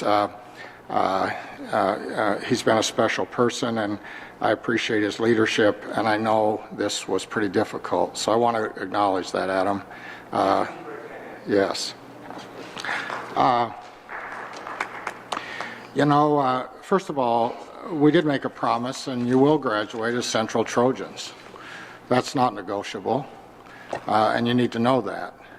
We have talked about that next year, even with students from Denfeld at the Central site, that there will be 3 graduations, and that you will graduate as Central Trojans. We told you that. We keep our word, and that will happen. That's an important piece.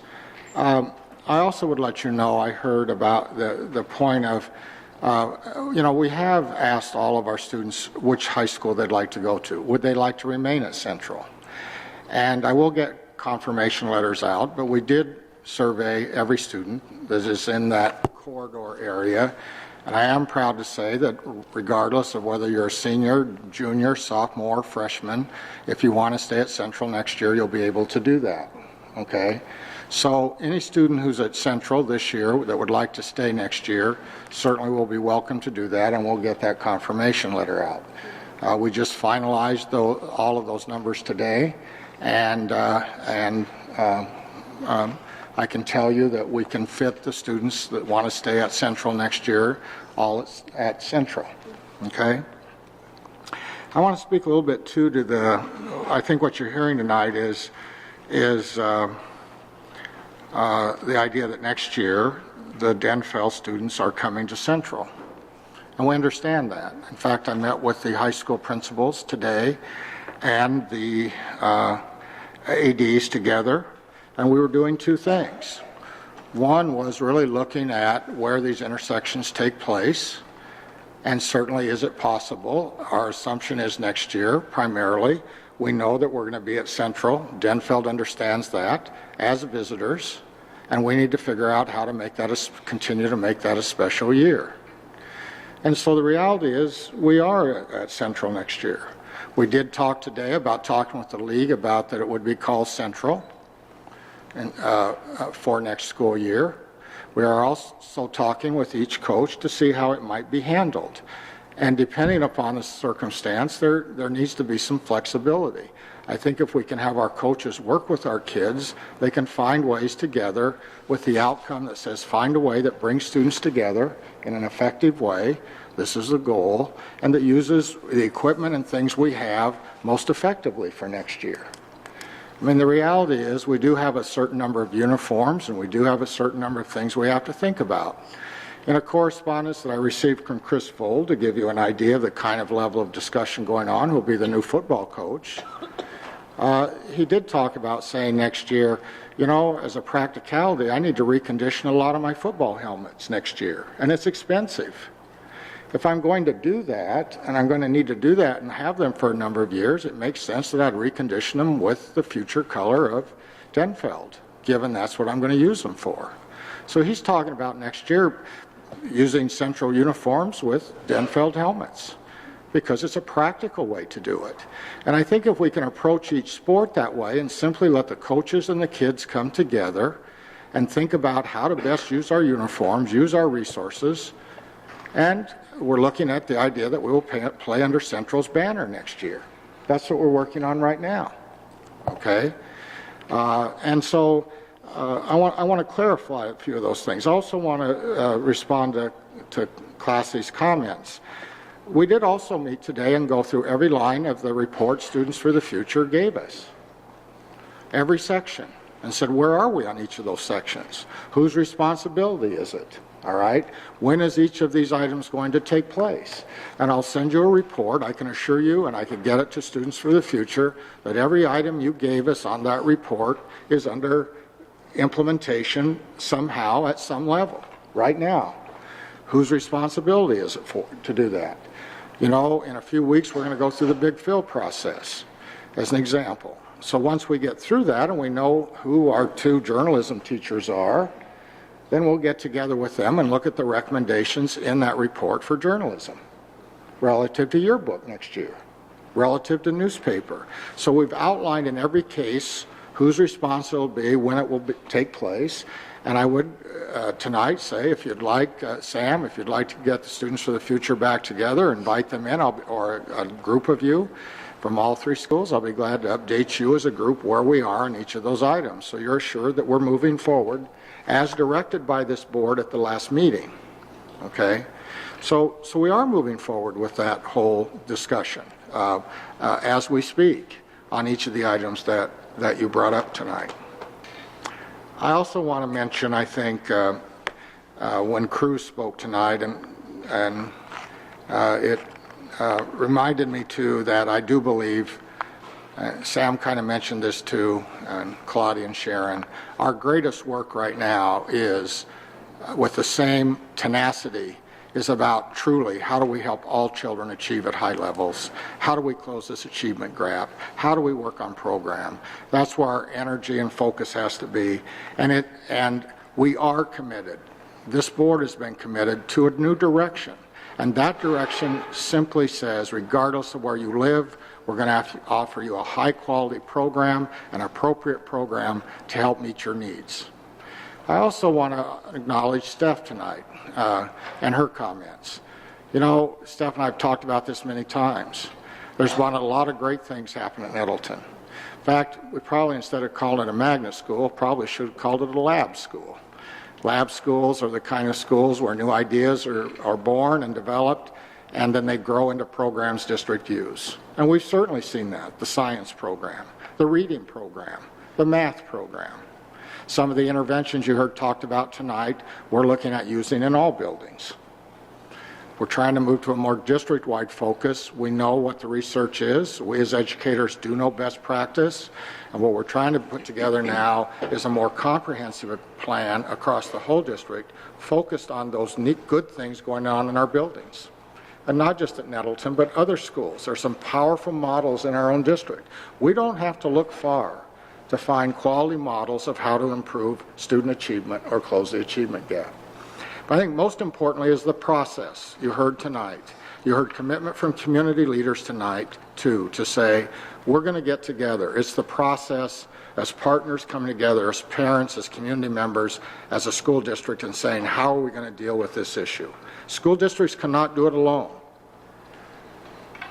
That old adage, it takes the whole village to raise a child. And what I'm most proud of is that people are meeting here every Thursday night to talk about respective roles, committing to what we're going to have to do as parents, committing to what we're going to have to do as community members, committing to what we're going to need to do as a school district if, in fact, we're going to make this happen. It is our future. It is the next discussion.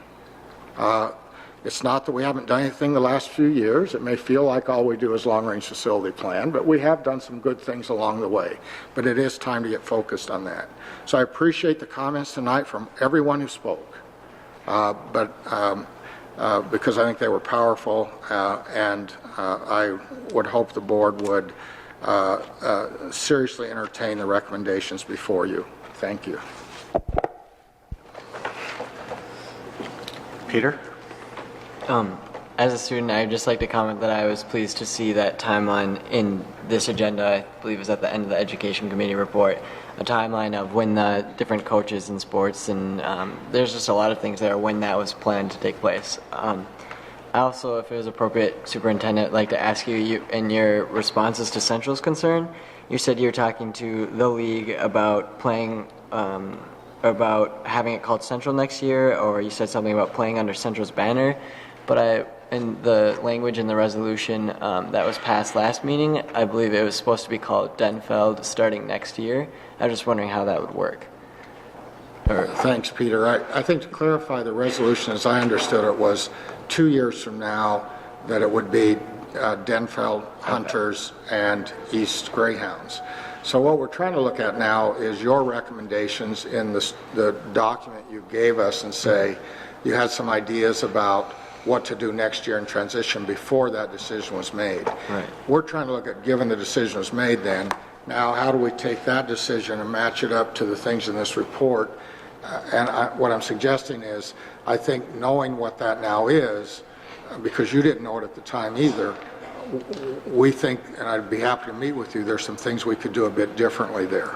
Okay, does that make sense? Yeah, so it's correct to say that next year the names aren't totally decided yet. You're still talking with the...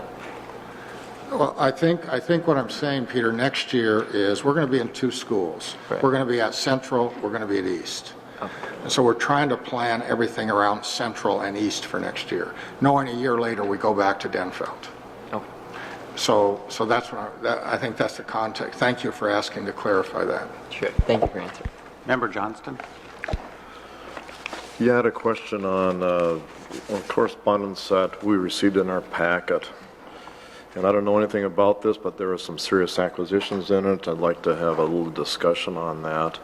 Just read some of it. It's from an Urban Indian Advisory Board. It says serious Indian education exists within the Independent School District 709 that warrant attention. We have received no response from Superintendent Dixon despite repeated efforts. They go on and say that Duluthian Indian educators directly commenting on this situation have used terms like secretive, closed, under the table. We recommend immediate in-depth and further examination of these Indian parent complaints. Again, I don't know anything about this, and I guess I'm asking for, was this responded to? What's going on here? There's certainly serious accusations there, and I'd like to know what's going on. Can anybody answer that? And Joe, you might want to move over so you can add to this discussion. I would tell you, first of all, I would tell you that I'd remind the board that relative to concerns relative to our Indian education program, we were pretty aggressive about that early on. We actually hired an independent appraiser to come in and look at our whole program to give us a set of recommendations on what to do about that. And we're in the process of moving forward with those recommendations on an ongoing basis. I did see that same concern, and certainly we'll be in communication with them. I've written them a letter. But I think the reality is to get this at that date, given all that we're doing, we're a long way down the road. And Joe, you may want to add to that. You've been doing some work on this as well. Just to piggyback on the comments there, Member Johnston, we are in conversation with the Urban Advisory Indian group, and we are working out a contingency plan to address the concerns there. We do have, Superintendent Dixon said, we do have a letter that was written in response, and we are seeking to sit down and resolve those issues. Okay, thank you. That's, again, I had some concerns. I knew nothing about it, so I appreciate you looking into that. And if you could share your letters with the board, I would appreciate that, too. I had a couple other comments, too. Again, I think it's important that some of these things like this, concern from the Urban Indian Affairs, be brought up to the public. I'd like to do that in some of the other letters, too. And we've been getting a lot of letters from everybody, and I'd like to read some of them. Member Johnston, I don't think that will be necessary. They're on the record for people to see. Well, I think it is necessary because that's why I'm asking to read them. No, I don't think that will be necessary. With your promise to support the appreciation, we expect you to keep your promise. Member Johnston, I'm ruling you out of order. Please listen to the people who voted for you. When running for the school board, you campaigned against many of the red plan ideas, and you said you would have to implement some new ideas that were more appealing This is the to many Education people in Committee Duluth. report for What March. kind of examples for a chair of the board, education, not to Office be a of man of his Education Equity word? Fund allocations for You ran for the school 2010-11. board, you were in It is favor of recommended 3 that the high Duluth School schools. Board approve the 2010-11 Office of Education Equity budget, interventions, programs, and services. Number 2, Duluth Public Schools kindergarten programming recommendation for the 2010-11 school year. It is recommended that the Duluth School Board approve all-day, everyday kindergarten for all elementary sites in the district beginning the 2010-11 school year, with the option of allowing parents to select one half-day kindergarten if preferred. Number 3, Duluth Public Schools Head Start Program Self-Assessment, Presentation, and Shared Governance Training. It is recommended that the Duluth School Board approve the Duluth Public Schools Head Start Program Self-Assessment. Number 4, Duluth Public Schools Head Start Community Assessment Presentation. It is recommended that the Duluth School Board approve the Duluth Public Schools Head Start Program's Community Assessment. Number 5, Western Middle School Name and Confirmation of Elementary School Names. It is recommended that the Duluth School Board approve that the Western Middle School be named Lincoln Park Middle School, and it is confirmed that Piedmont and Grant Elementary Schools will retain their current names. And this one was pulled. And then should I wait for the resolution? Or would you like me to do that, Chair Grover, or I'll I'm sorry, you're on the resolution? Yeah, do you want me to do that? Why don't you do the whole report, and then we'll move the whole report, except for the resolution, act on that, and then we'll come back to the resolution last. Okay, thank you. And then extended trip requests, it is recommended that the Duluth School Board approve the above extended field trip requests. And diplomas, the following students have completed all high school requirements and should be awarded a diploma: Heather Johnson and Janice Wahid. It is recommended the Duluth School Board approve the above diploma awards. Chair Grover, I move the entire education report except for the resolution. Thank you, Member Saliga-Punko. Is there a second? Second. Seconded by Member Cameron. Need items to pull for discussion or separate votes? Chairman Grover. Yes, Member Johnston. Yes, I have raised a point of order. I'm being cut off. I want to continue that discussion. We're already, Member Johnson, we're not. You did not do that. I was continuing talking. I was not being recognized, and I'm raising a point of order that I want to continue speaking for that resolution. That request is denied. I appeal that decision. All right. All those in favor? The decision, appeal. I appeal that decision. You're not ruling on my appeal. Pardon me? I have appealed your decision. All right. What do you have to say about it? I would like to say that it's inappropriate for you to cut me off because you don't want to hear me speak. Okay. I had one last thing to say is one of the letters said evidently Mr. Grover's mother did not teach him good manners. Member Johnston, we're acting on your appeal of my ruling on the point of order. Member Glass. I was raising it for the agenda. Pardon me? Calling on me for the agenda? Well, we have something else on the floor right now. Member Cameron? Chair Grover, it is your responsibility as the chair of this board to keep the meeting moving, and it is not inappropriate nor out of order for you to rule a board member out of order, and I am recommending that you do your job as chair. Okay. Thank you, Member Cameron. I appeal that decision. I have appeal on the floor, and that has not been ruled on here yet. All those in favor of a... Do we have to have a debate on an appeal? Member Johnston, you well, then I am not done debating. Please speak your piece briefly. We have a lot of business to get to. Yes, we do, and if you would let the business go on, it would go on a lot better. Please make your points on the I have a point, and the debate went on. I had discussions to say, and I was cut off, and I am asking to be put back onto that, and I have appealed your decision to cut me off. Yes, you've already stated that. Will you please address the merits of your appeal of my ruling? You have no rulings whatsoever. You have no basis to cut me off. Okay. None of that whatsoever. Okay. All those in favor of upholding the ruling of the chair on this matter say aye. Aye. Opposed, say no. No. Okay. No. Now we're going to continue with the Education Committee agenda. Member Glass, you wanted to withhold an item. Yes, the item number 3A2. Okay. Anything else? Okay. Member Casper, excuse me. 3A1. Okay. Member Johnston? 3A5.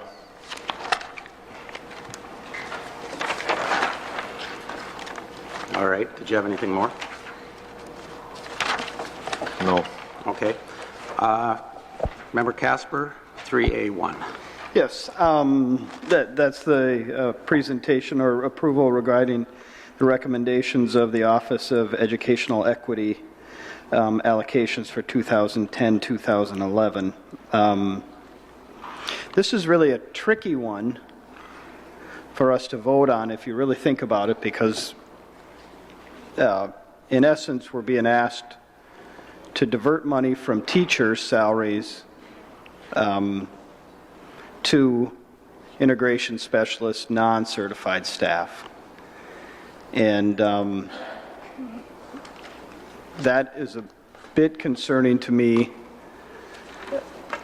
because I feel like those teachers that are providing for our students at those schools are, and I have visited those schools. Actually, I was at Grant today and spent about an hour and a half at Grant School talking with Stephanie Heilig, and she went through a presentation that she had presented last week about their assessment wall, which is a process that they're using to evaluate each and every student at that school. And they've identified every single child's needs and where they're being met and where they're not being met, and what we as a district, they as teachers, they as administrators at that school need to do to meet those needs. And she pointed out time after time that many of those needs that are going to be met or need to be met at that school require additional certified help teachers. And in essence, we're taking those away, at least initially. I've also talked with Frank Warner, the president of the Duluth Teachers Federation, and I've also talked with Superintendent Dixon at length about my concern with that. And both have reassured me that no teachers will be losing their jobs over this. In actuality, because of some changes, they've assured me that we may actually see more teachers and more help for students at those schools where those identified needs are. So I will look to see how that's going to be provided in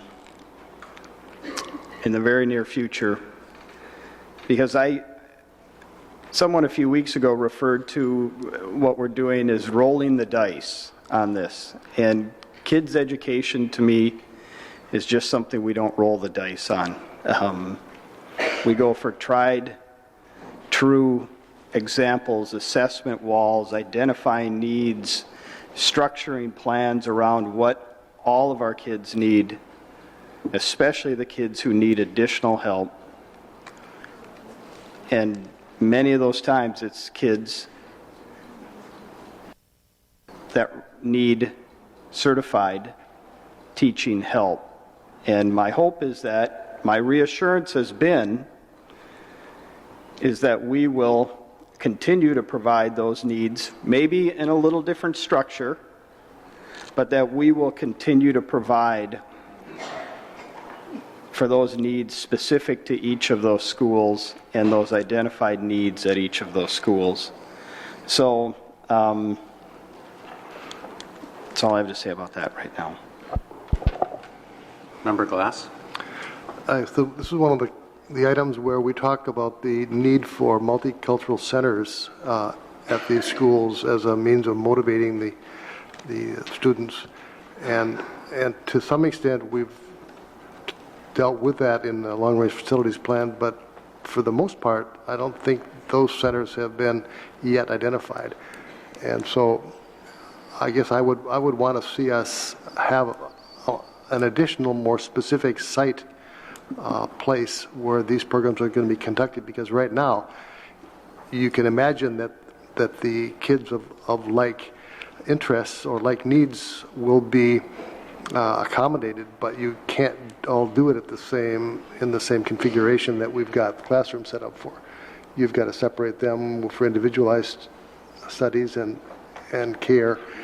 And so unless we have identified these multicultural centers or centers for intensive afternoon work, or in a way that does set aside a time frame in the schedule if maybe not space, and do an extended day for these.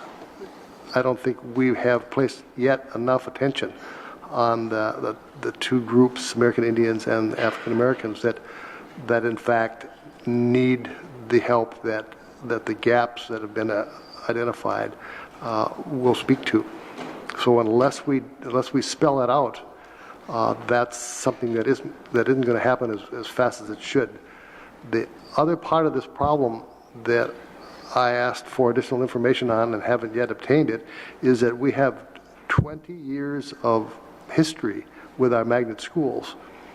And by diminishing these magnet programs so we can do this work on achievement gap closure, those programs that have achieved a number of successes need to be further identified so we don't lose track of where we have made progress. It certainly didn't take us 20 years to figure out that it wasn't working for integration, but we retained those programs because the achievement scores were elevated and continued to be increasing, with some awards being won almost every year in these schools. So we need to have that information available, and it hasn't yet been provided, as well as the other half of the budget that this office directs. That wasn't yet focused on the total achievement gap. So I think there's a fundamental need for additional information before we put the money in place to accomplish the tasks that we want to accomplish. Member Casper. I would ask to consider a compromise where we implement a portion of that plan as it's been presented, in that we offer and create those integration specialists at middle school and high school levels. It's recognized, and we had speakers talk about it today. 60 to 80% of our students of color are not graduating. So it's recognized that these problems are accentuated and expanded as they reach middle school and on to high school, and they're dropping out. Matter of fact, our latest figures show between November and February, we lost over 60 12th graders or 60 seniors in our high schools in the last couple of months. 60 kids who we got to senior high school, who we got within 3 months, 4 months, 5 months of graduating, dropped out. So we do need to do something, and we do need to have a program similar to what Dr. Dixon had explained to me, where we have people that are checking up on these kids, ensuring that their homework is being done, ensuring that these things are being done. So funding those opportunities for people at the middle school and the high school level, at the same time retaining portions of what has positively happened in our grade schools, in our schools with the larger populations of students of color. So offering a compromise, implementing part of the plan, whatever that number happens to be, whatever we feel is right, or whatever that commission feels is right, to offer those special needs to help those kids to graduation. Because losing 60 seniors in the last 3 months, in the last 6 months, in the last year of 13 years in our school district isn't acceptable. So we do need to look at Operation Graduation. That's part of that plan. We do need to look at ways for a greater embracing of those kids, a way to get them to graduation, because we know study after study has shown us how important a school education is and a high school degree is for these kids as they go on to their lives as adults. So consider a compromise. I certainly share the concerns about losing so many students during their senior year. In fact, I've brought it up many times in the past, and quite honestly, it tends to be one school more than the other two that occurs at for whatever reasons. I'm not pointing fingers. But one thing that we do need to keep in mind here is that this proposal, which is coming out of the Office of Education Equity, has been cooking, if you will, percolating over several years, if not even longer, maybe 4, 5, 6 years, and is now coming to fruition. And it is a program, a shift of focus, which the representatives of our communities of color have embraced in their role as representatives of those communities. And I don't, speaking for myself, I would not lightly as a board member, I would not lightly not embrace those changes which have had such lengthy discussion and are so uniformly embraced by the people in the community who have been involved for literally years, and with some people literally decades in working on these issues. I'm not sure if this is exactly what Member Glass was getting at, but I do wonder, and when I think about it, I don't wonder as much, but we haven't specifically, explicitly addressed where the cultural centers will be. And I'm guessing that the Asian Pacific one will remain at Lowell, where it is now. The American Indian Cultural Center will remain on the first floor of this building, where it is now. And Nettleton and Grant the new Grant School will probably combine the African American and Adelante Cultural Center. Is that correct? Or is that tentatively correct? Or are you talking short term next year, or are you talking more long term? Long term. I wish Ron were here tonight. Yeah. I would add to this. First of all, number one is please also remember that this recommendation, in addition, there's a 3-year plan this board saw a year ago submitted, that was approved by the board, that was submitted to the Department of Education. Tonight's recommendation is in line with that 3-year plan. We're in the second year of that 3-year plan. So we also have to remember it's not just this recommendation, it also has to align with a 3-year plan adopted and supported by the Department of Education. I'd remind us of that as well. I know Ron has talked about, when I've worked with him on the, we heard Tim tonight talk about sort of our history here. Well, we've kind of gone through some history with the cultural centers as well. We've had them centralized, we've had them decentralized, centralized meaning here, and we've had them out in the buildings. At one point, I heard Claudia talk about the Washington Center. I believe they were all over there. Mm-hmm. We've gone through multiple iterations of that same situation. And there's pluses and minuses. I think what Ron had asked me to do is, or what he had envisioned, I think, long term was, well, we also know if we put a cultural center in a building, it's easy for them to kind of get more service than across the whole district. Mm-hmm. All right? If you centralize them, then they're sort of away from kids. And I think what we were looking at is some kind of model, though, whether it would be in a specific building. But Ron had asked me in the long-range plan to make sure that in every building we had space where a group might come in, spend some time there, and then move on to another building. Because we were trying to figure out how to get access across the whole district. So that was what was put into the plan. And I think we could have him here at the next education committee to be more specific about that. But there wasn't any, we were, as you said, next year we were keeping the ones where they were. Okay, thank you. One other thing, I don't know if there's an answer to this right now, but what is the status of the Ojibwe language? What will be the status of the Ojibwe language program for next year? It's currently offered at Grant and Central. Correct. At the secondary level, it is a course offering that I don't have the most updated registration information, although at a flip of a button I could grab it tomorrow. But the elementary program that we've had at Grant, I've had discussion with site administration there. It's our hope to sustain that language experience for our kids through the transition. I certainly hope we're able to do that ongoing. Thank you, Joe. Member Casper. I turned mine off. You turn yours on. It's still on. I turned it off. I turned it on. You turn yours on. You're next.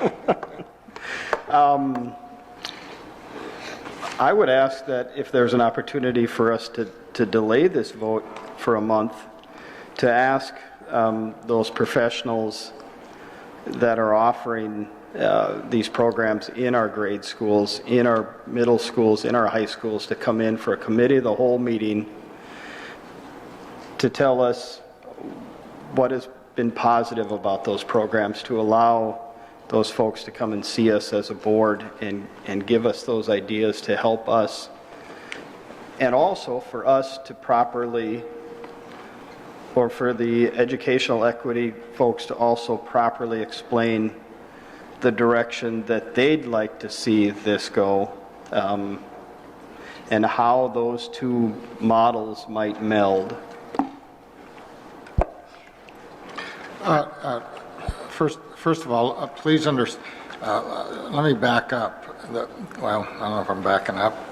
The reality is tomorrow morning we're going to meet with principals starting at 8:30. If we're going to meet the timelines we've laid out for the big fill, getting staff in place, getting all these positions posted, all of our work has to be done by April 1st. And by that point, we will have met with principals. The decisions we make tonight on all-day kindergarten, how to use this recommendation, all of that is prepared and ready to go tomorrow.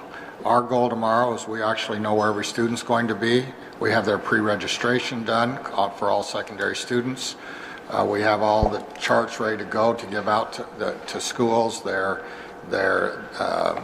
discretionary dollars. We plan to meet with principals a week later and have an initial review of their plans with a final meeting with them the last week in March, so that every position that's going to be in this district next year will be posted.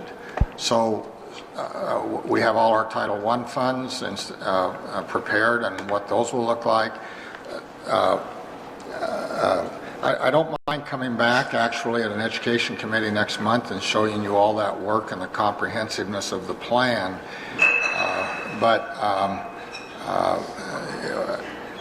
We could not meet the deadlines that we need to meet if we waited a month. Okay, that's what we're up against right now, I think, Mr. Casper. So I don't know how to help with that, other than that's kind of where we are today. And I believe that was next to speak, but you're absolutely right.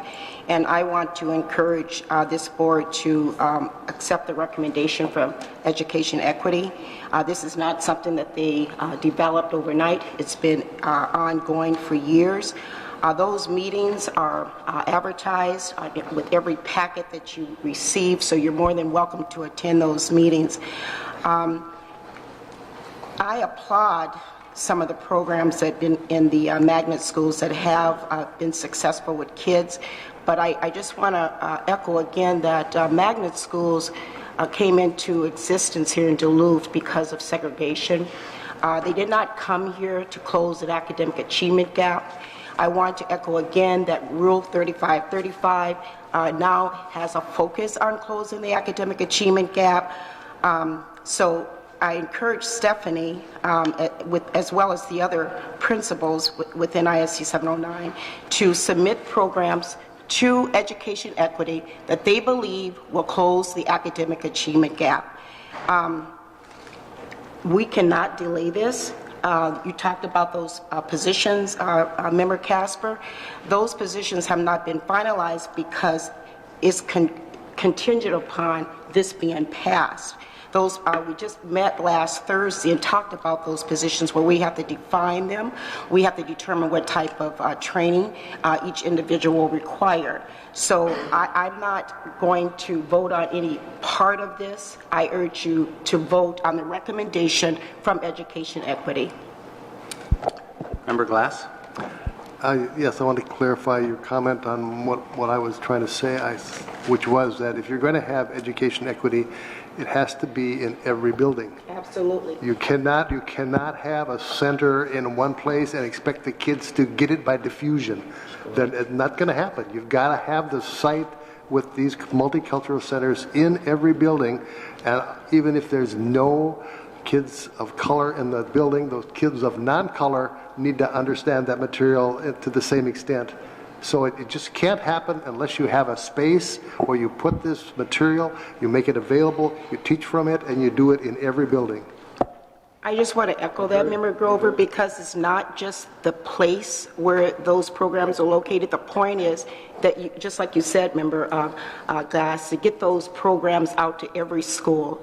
So it's important to get the programming out, not just for kids of color, but for everybody. And if you talk with Jeba, who is the liaison for the African American Culture Center, she will tell you that she's willing to go to any school as long as she's invited. She promotes herself throughout this district, and not every teacher is utilizing the services of those cultural centers. And you know what? I want to just say one more thing, that had there been equity, had there not been a need to bring in magnet schools, perhaps we would not need these individual cultural centers. Member Johnston? I think what we're saying here, and Member Cameron, I'd like to hear your opinion too. I think what we're saying here is we are eliminating the magnet schools. Is that correct? I just want a clarification on the impact of this. And Member Cameron or Superintendent Dixon, is that what we're doing here? I just want to get that clear. A magnet school, the idea magnet is an attractor as any magnet. In essence, what we're doing here is we're moving to a plan district-wide where all of our elementary schools have the same outcomes as prescribed by the board for what an elementary requirements are, and that we put individual plans together in those buildings to make sure every child achieves and meets those. And as Steph said, equity is not equal. The reality, same is not equal. So the reality becomes, in some schools there needs to be more resources. But in essence, in the terms of what we would consider the old magnet concept, yes, where it's gone. We're moving away from that model to a model of consistency across the district, but there will be varying resources based upon the need. You also heard Kevin say tonight pretty clearly, we have to understand we have students of poverty in every school. We also have students that are not achieving at every school. You may think, we had 12 schools last year that didn't meet adequate yearly progress. So the reality is we have to think about this more broadly, all right? And how we're going to help those students in every school achieve. And yes, if a school has higher need, they will still have more resources, as the principals will see tomorrow.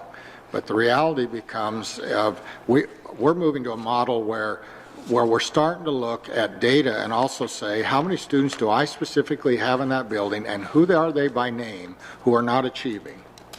All right? And what are we going to do to make sure that happens for those individual students? That's the shift that's going on here. And then again, what do we know that works? And when principals come in to meet with us, that they're recommending to us proven strategies of how they're going to use their discretionary resources for their building to help that happen. Okay, so that's sort of what's going on here. We're going to have some things district-wide we say we want to see in all schools. All day, everyday kindergarten. That's one.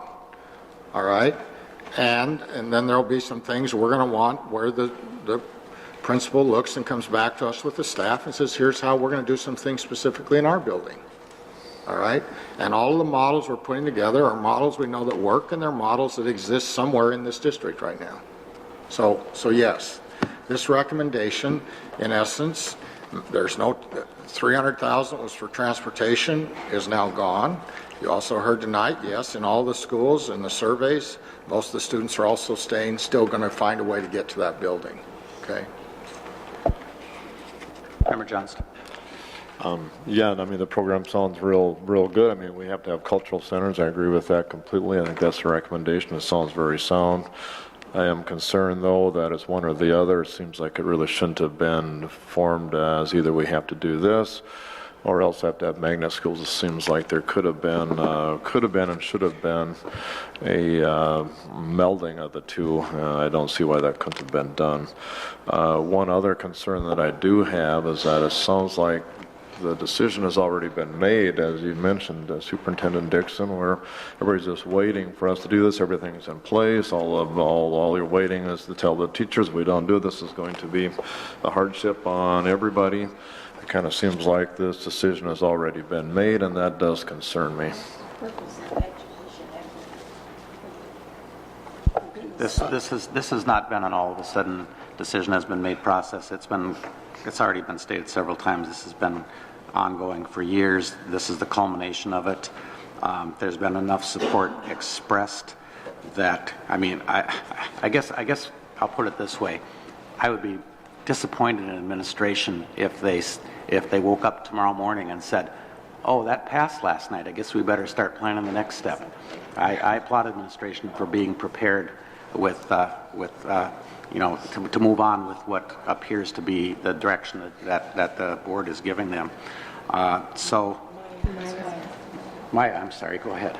I just want to say that I've been to like a bunch of these meetings, and I think we should definitely pass this because some of the people working on those committees, they've been working with this specific problem for 40 years or more. So they obviously know what they're talking about, and I'm sure they don't want to get rid of these problems, these like the magnet schools either, but they need a new plan and it's not working. I've heard Ron say that like we need something new, and I don't know why we wouldn't take his expertise advice, because this is what he does, this is what he works in. Thank you, Maya. I do want to applaud you for you've been to these DSEG meetings, and I applaud you for taking the time to do that. So I appreciate your becoming informed. If there's no further discussion on this item, Member Glass had withheld item 2, the kindergarten programming. Yes, the all-day kindergarten program has been a subject of about 12 letters that I've received, and I must tell you that one of the main reasons that I am sitting up here now is because the money that was to be directed at programming like all-day kindergarten appeared to me to be being wrestled and reappropriated to build buildings rather than to be directed at programs like this. And so there clearly is an element of the alternate Plan B, that the $100 million that Plan B saves, that $5 million per year would go to programming and not for buildings. That to me is the difference, and why Plan B still has some merit, and why we helped propose it 3 years ago when it was first put forward. The all-day kindergarten is an idea where you can get, and I meant to bring my book in, that all I needed to know in life I learned in kindergarten. And so I didn't learn in a half a day at kindergarten. I learned in much more interaction during that year. And I feel a little bit remiss at this point because we, again, don't have a complete set of information that I would like to have in making such a important decision. I would like to know more about the city of St. Paul, who I understand has all-day kindergarten, with a variety of options that the parents have, that their child can go there during the times of the core programming and all day if they need to, or not all day if they don't need to.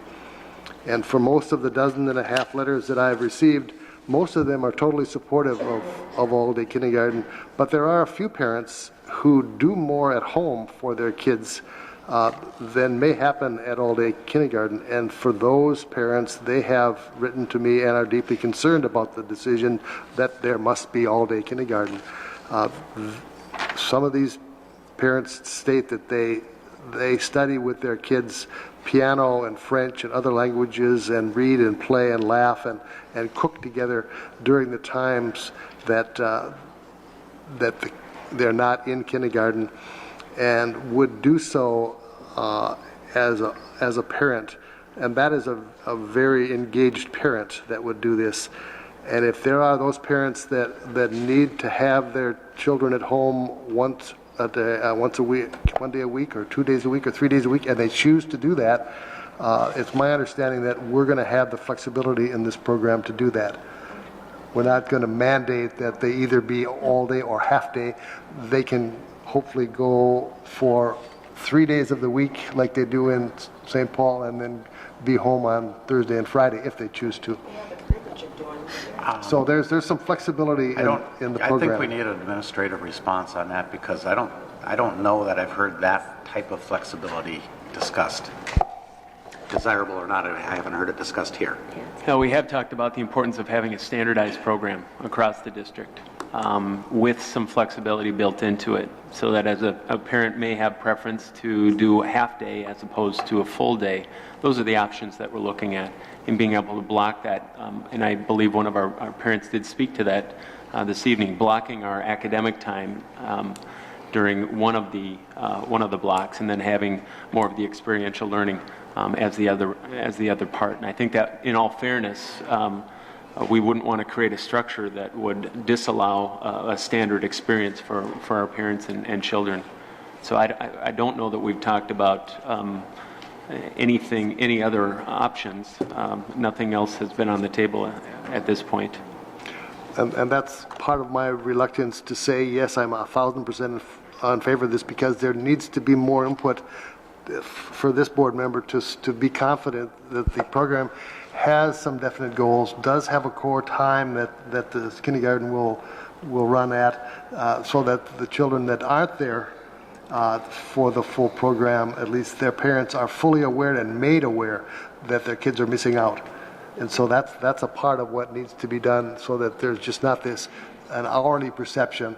There's, in fact, a very core program that you want those kids there between 9 and 1:30 or some number like that, where then perhaps that afternoon session can be done a little more in a relaxed atmosphere and maybe not with $90,000 a year teachers, but maybe with a teacher helper, for instance, as part of a program.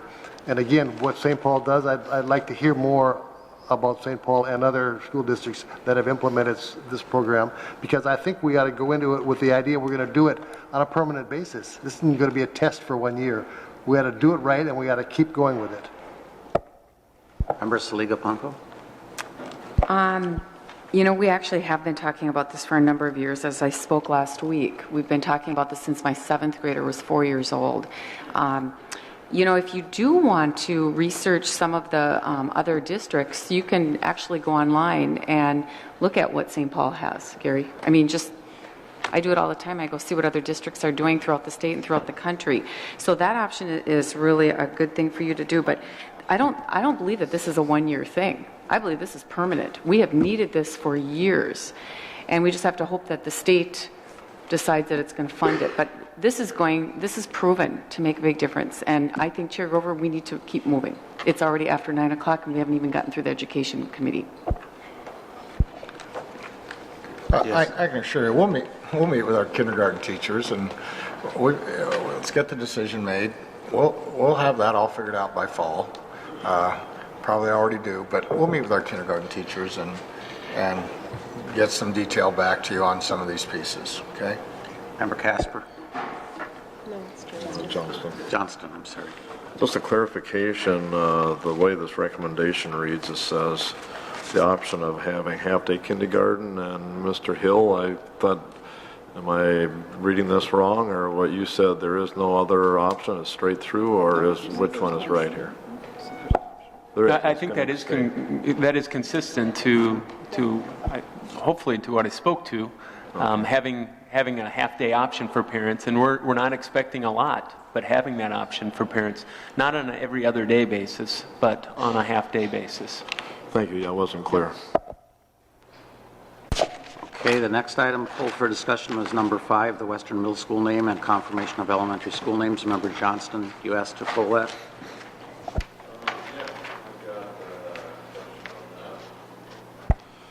I got a question on this. One representing the Lincoln Park people, again, who are quite uniformly opposed to this new Western Middle School, contrary to what was said here by some people speaking today. And I think this is premature. I don't think this is necessary. And I think that is something that the Lincoln Park people don't want. And I don't think this is way too. It's going to be another year or two before this is even built, and I don't see what the rush for this, to do this, or the other names of the schools that are there. I think this is really inappropriate. Member Glass? Yes, I would think we would spend a little more time with the opportunity of naming a brand new facility that's going to represent half of the city. That is, half of the city's kids are going to go there. Because we have the opportunity in naming a facility to name it after something that the parents and the kids will in fact use to stimulate their interest. That'll be part of why they want to go there. And if for instance you name it after a place, well, that's nice, but it doesn't necessarily mean anything to a kid that lives in Gary, New Duluth, or one that lives in Woodland or the outlying districts. But if it in fact was named after an individual like Martin Luther King, that could stimulate the rights of all Americans, that might be a really good thing to have, is a name that would in fact motivate people. And so, not that that's the particular choice that I would choose, I'm just using that as an example, that naming a school should be done in the context of what you're doing. You're not just putting a new building in a place, you're creating an educational facility that you want to stimulate kids to carry out their full-time occupation of learning, and to be there because they're learning, and to learn all of the things that would be manifested in the name of that school. And so maybe Albert Einstein School would be more appropriate for a school of learning, but for education equity's sake, maybe Martin Luther King would be the best choice. It clearly is in the range of Lincoln Park, but if the newspaper is correct today, it's outside of Lincoln Park. So it doesn't really carry on that name. But if it were named after Abraham Lincoln, that to me would be worth doing, because Lincoln does have some meaning that kids could identify with. Anyway, that's why I think we have to spend more time than just throwing out a name. The other item on this thing, I must admit, I didn't see this on the material we had, and so I think the stuff got snuck in about the Piedmont and No, it did Grant not. Elementary. It did not get snuck in. It was accidentally omitted from the original agenda. It was out to board members on Monday. Well, It was there. It was out before committee meetings. It wasn't there when we talked about this on Yes, it last was. Monday. Yes, it was. Not in my copy. Well, we didn't discuss it. So let's discuss it. Well, lots of things weren't discussed at the Okay, education committee meetings. let me that are go being through discussed the same routine, because we did not talk about it. Okay. It may have been there in print somewhere, but we didn't talk about it. It wasn't mentioned. We were rushed on that meeting because we had to exit by 6 o'clock, as you recall. You have the same opportunity with a brand new building at Piedmont, that as a place, but you don't have it as a site of necessarily educational stimulation. If you want the parents to come up from Lincoln Park to go to Piedmont, you want them to be excited about going there, and maybe you could attract them if you had an attractive name. Not that Piedmont isn't just lovely, but it doesn't stimulate education in my mind, and it could be named better. In the case of the Grant School, maybe U.S. Grant is a great hero in American culture, but he's also a great Indian fighter. And so you might have a little conflict there for some of the American Indians that may not like that name. So they have another reason for being more sensitive about picking these names and talking about it before. It's really odd in the context of what you just said, Member Glass, how many American Indians have voluntarily chosen to attend Grant, students outside of the attendance area. I think it's the main attractor for American Indian students who go outside their attendance area, or one of the top two anyway. Member Johnston? I think after last meeting, we had a lot of pushback from a lot of people, some of the students here today, and many parents. I'm sure you've got as many emails as I have, and probably phone calls about the name that we picked last week. Certainly, this is something there that I don't think we want to rush into that anymore. I think this should be postponed. And that's because of the feedback that we've got so far about rushing ahead, naming a school which we already know is there. So I think we should be postponing it. I do have another question also. This is put down that this is a recommendation. I'd like to know who made that recommendation? Which recommendation? The recommendation of 385. I brought this forward. Okay, so this is your recommendation, and it's not on there under my name. It's on as on the Education Committee report. I brought it forward through the agenda process. The agenda process? Yes. You know, the first Wednesday of the month. No, I'm not aware of that. Yeah. Yes. So a recommendation, I thought this was probably a recommendation from the Education Committee, not from you. It is. Member Witzig? Yes, for what it's worth, Member Glass. I attend a high school that's even vaguer, that's named after cardinal direction and not a neighborhood, which is even vaguer, and I've never felt it was a detraction from getting excited about education. Yeah, I think that I was the Education Committee. This is on the Education Committee report. Yes, it was. And it's listed as a recommendation. Yes, that's what it is. It's a recommendation that this board take action tonight. Do you have anything further on the discussion? Yes, there was no discussion of this in the Education Committee at all. If you have things to say about this, now is the time. Yes, I do. This was not even a part of the committee discussion. This was not voted on by the committee. There was no discussion on anything whatsoever on this. This appears as a recommendation. Recommendation of who?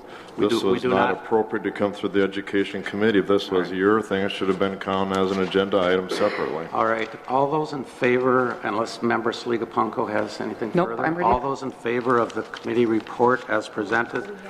Wait a minute. This is the point of order. With the exception of... yes, Member Johnston?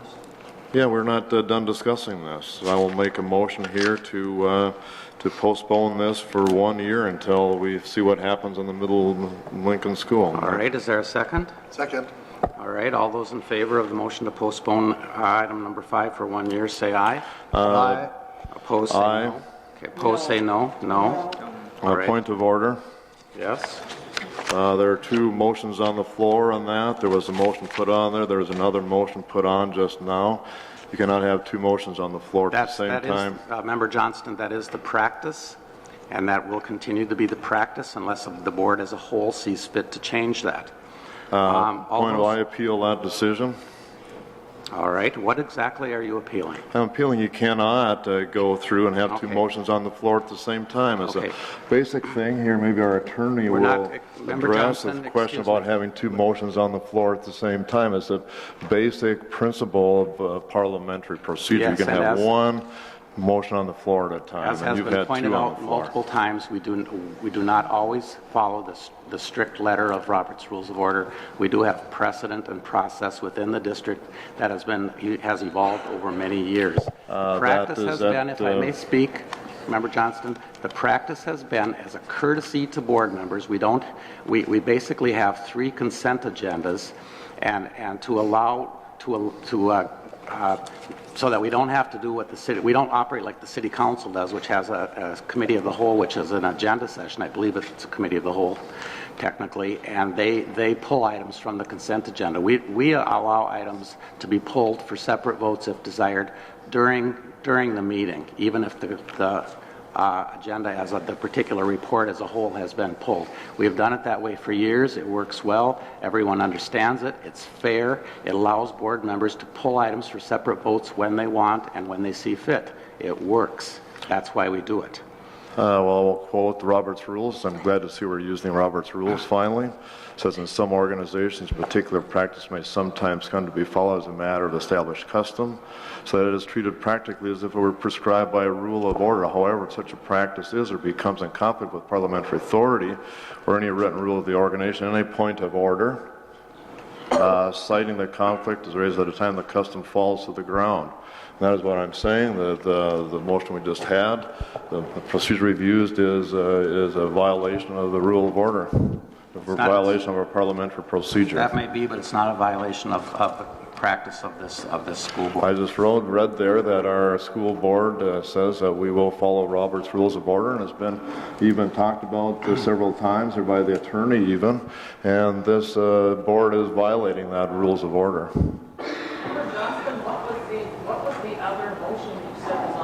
The other motion was put on by, and seconded on this whole Education Committee report. All right.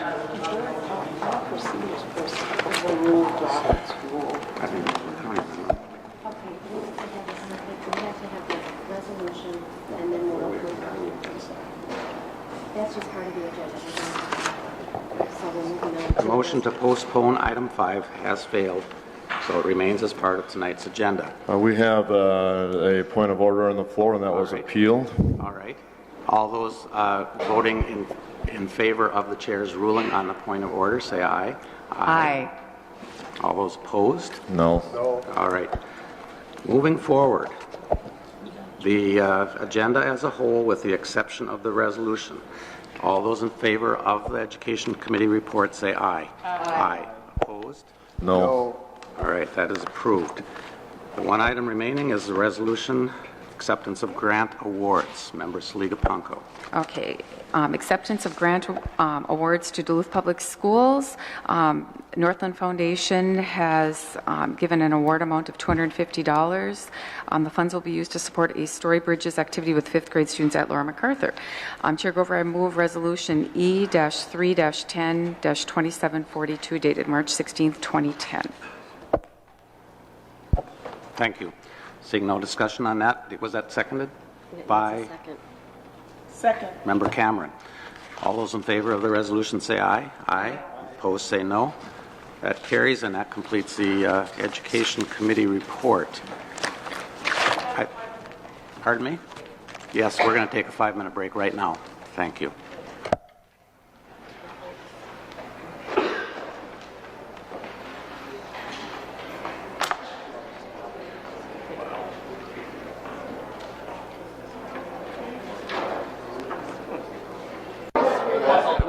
Rock and rolling here. Okay, let's rock and roll. This is crazy. Yep, sure, Doug. Okay, we're going. Board members, please take your places. We're going to resume the meeting.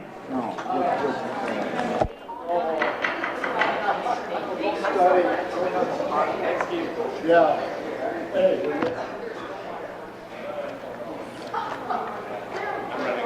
All right, I agree.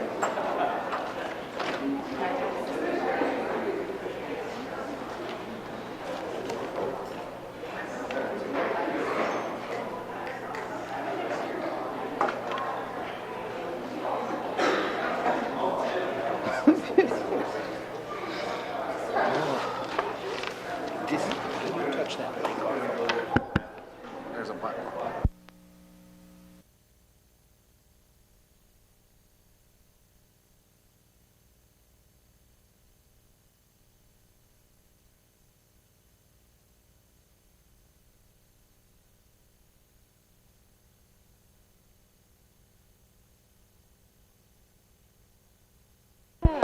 All right, Member Cameron, you want to go ahead with the Human Resources Committee report, please? I'm sorry. Okay. Sorry. This is the Human Resources Committee report for 3/16/2010. Under certified appointments, there's 2, 8 certified co-curricular, 6 certified leaves, 2 certified long-term subs, 2 certified recalls from layoff, 4 certified retirements. Congratulations to those 4 individuals. There are 3 certified temporary increases, 1 non-certified appointment, 1 non-certified extension, 12 non-certified leaves, 1 non-certified long-term sub, 1 non-certified permanent increase, 1 non-certified reclass, There are 5 non-certified resignations, 1 non-certified retirement. Congratulations. 1 non-certified temporary, and 5 non-certified temporary increases. There are no action items. And then you will see the co-curricular appointments on the right side of that page. And item 4A, there's a long-range facility staffing update with timelines attached. And with that, I'd like to move the the Human Resources Committee report. I'll second that. Thank you, Member Cameron, and seconded by Member Saliba Plumko. Items to be withheld, Member Glass. I'd like to talk about the last 2 pages when we come to that. All right, Member Johnston. You asked me to pull out stuff? Is that what you're asking? Or are we talking? Well, you had your light on. You're asking me to pull an item off? If there's something you'd like to discuss pull out. 3A. 3A. What page is that on? 5. Okay. All right. Okay, you want to turn your light off, Member Johnston? Member Glass, go ahead with this last couple pages. I guess you both pulled that, but go ahead. Yes, I noted that this is a little snippet of the process that we're going on toward merging the 3 high schools to 2. And this is a list of the individuals picked for the extracurricular activities for the fall season, but we don't have the winter or the spring activities dealt with yet. And we're promised that we're going to get that information by the end of the month. But there's been no statement as to the more important thing. The individuals that were picked to be the high school principals. That was covered in a email that we got as a press release, and I was curious as to why the individuals that were picked and why the configuration that has been given for these individuals is the way it is. That is, we were going to say 1.3 million, and it appears that we're going to continue the same individuals in these management slots with 2 co-principals at East, for instance. Where are we getting the money to do all that?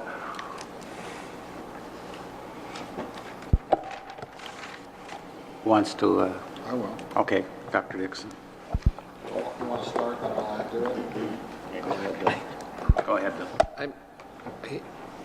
Forgive me if I'm a little slow on the uptake here. We're going from 3 co-curricular programs to 2, and there's a savings as a result of that, and that relates to the listing on page 5 that I think we're talking about. So, but beyond that, I don't really get the question.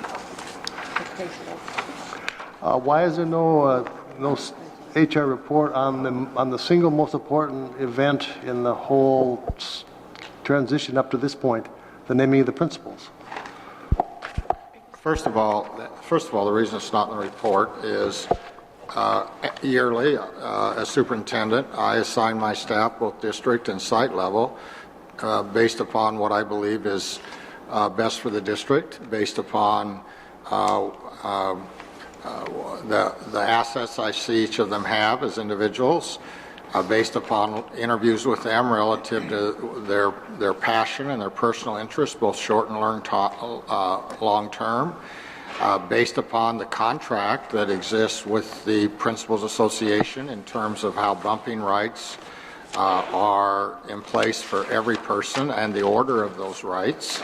So I have to take all that into consideration.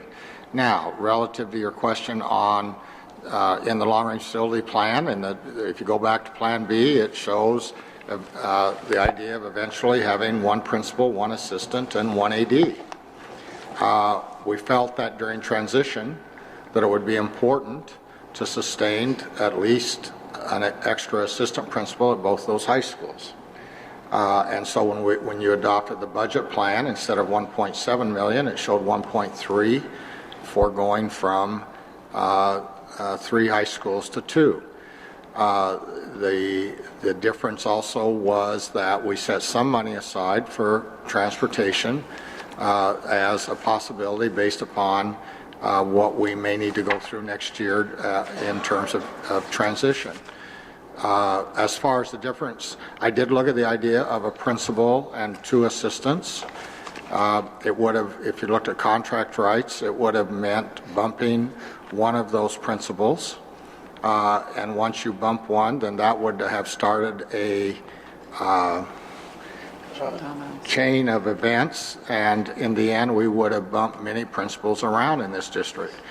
In my judgment, it was a stronger model to stay with one principal and 2 assistants in one building and 2 co-principals and an assistant in the other. The difference in actual cost is about $15,000 per year. In my judgment, it was worth that to not have all those transitions take place and bumping during a time when we need to try to provide as much stability as possible. At the same time, we were able to achieve some other savings and some other budgets long term. We're looking at a model where next year, instead of a full-time person as a Title I director, we're looking as a half-time position there, so we can achieve some administrative savings as well. And so that was a lot of the rationale of how I made those decisions to place those individuals where they were placed. Good. And so they're off and running with the charge that they will then have for the 2 high schools in the following year. Yes, in fact, as I said, I met with them along with the 2 ADs that were selected this afternoon for 2 hours, going through these, as you mentioned, these checklists in terms of what all needs to get done to meet the timelines assigned here. You see that April 15th posting for the big fill, what we need to do between now and then to be ready to do that. We have a week in there of spring break, the first week of April, so we've targeted, is it April 1st or 2nd, whatever that Friday is, to make sure that we have all this information ready to go, so it's on the website so teachers can start looking at all the positions. You also see for the winter coaches that closes April 2nd, and then we'll interview and bring a list back of the head coaches right now for those sports. I also know the ADs are already working with the fall coaches, head coaches, on how to select assistant coaches to join their team for next year. So that's where we are right now. Did you have any meeting with the folks that didn't get picked on the coaching list that may have had a disappointment? I did not personally meet with any of those individuals. I know Joe has met with a couple who have requested a meeting with him. But again, Joe needed to leave for another meeting early in the morning out of town. So I have not personally met with any of the other candidates. So for each one of these categories of activities, there are 2 individuals picked for each of the 2 high schools, but then there's the blank line where the 3rd individual who had been serving is no longer serving.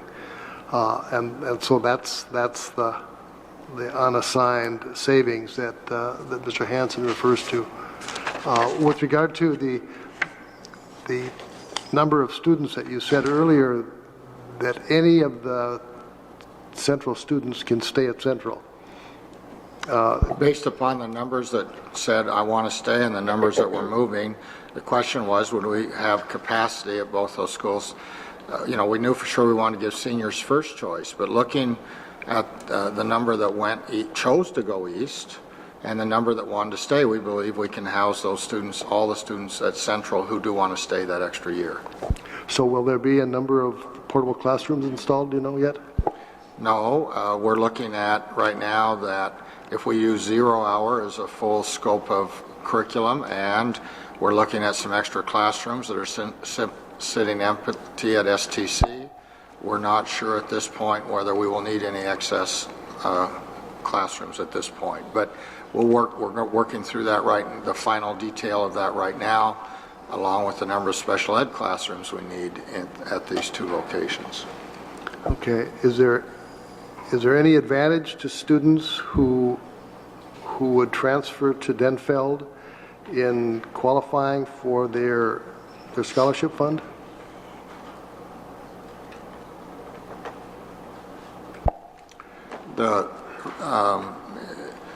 I think right now one of the things that's in that report we talked about is that what the students recommended for next year is that the scholarships and the class ranks be right now 3, and that the scholarships funds for whatever Central has and the scholarships funds for Denfeld next year would remain as individual schools. Okay. So it would be. If I were a student, I would transfer to Denfeld. If you're asking me that. Yes. That's what I am asking you. Okay. If there's a benefit that there is at this point in time for those to be identified as students of Denfeld. Denfeld was a former superintendent of this organization, and the school was named after him for that purpose.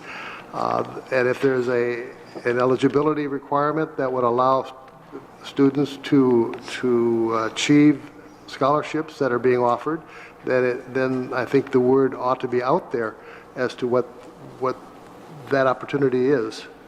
And so for those folks that say they haven't had any opportunity or they needed to know that, we need to tell them that. I understand. And that has been done. Yeah, it has. Member Casper?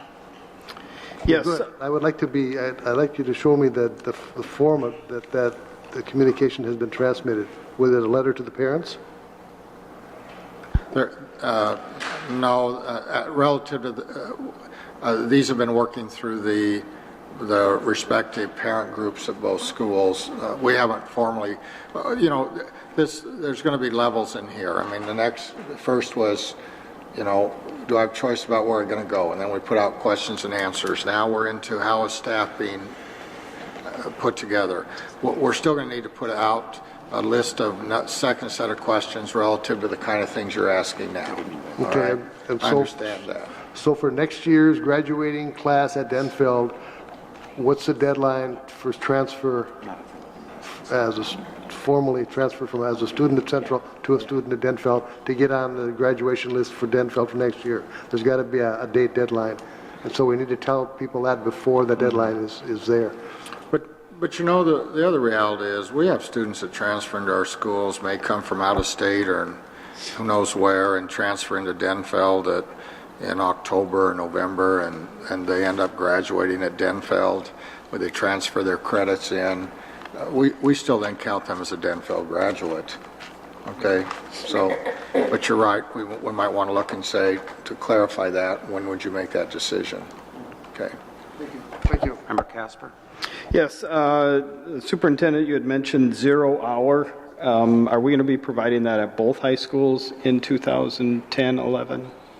I'm sorry, I missed the first part of your question. You mentioned 0 hour in Yes. the offering of 0 hour. Are we going to provide transportation for those folks for that 0 hour? No, we're not.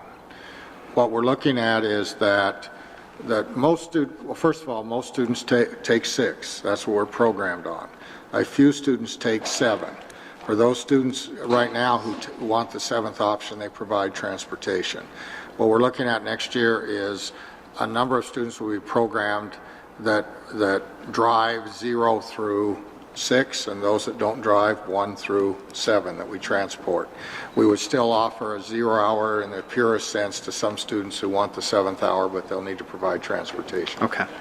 And I also want to recognize each of the coaches that didn't get selected.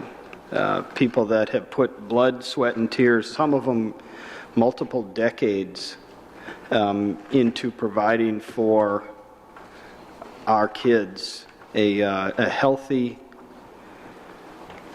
varsity sport that challenged the kids, that encouraged them, that developed them both physically and mentally for the world around them. Those folks that didn't get chose, I want to thank you for your service to the kids of our district and your efforts to ensure that our kids competed on a state level, on a regional level, and within their own ranks to be the best that they could be. So I want to acknowledge those people that didn't get those positions, that tried their hardest, that did their best, that provided for our kids in the past. Okay, all those in favor of the committee report say aye. I had a 3A pulled out. I thought you said page 5. Page 5. Pardon me? Well, I had 3A pulled out, right. I was waiting for you to ask to 3A, bring my thing here. Okay, which page was that on then? That's page 5.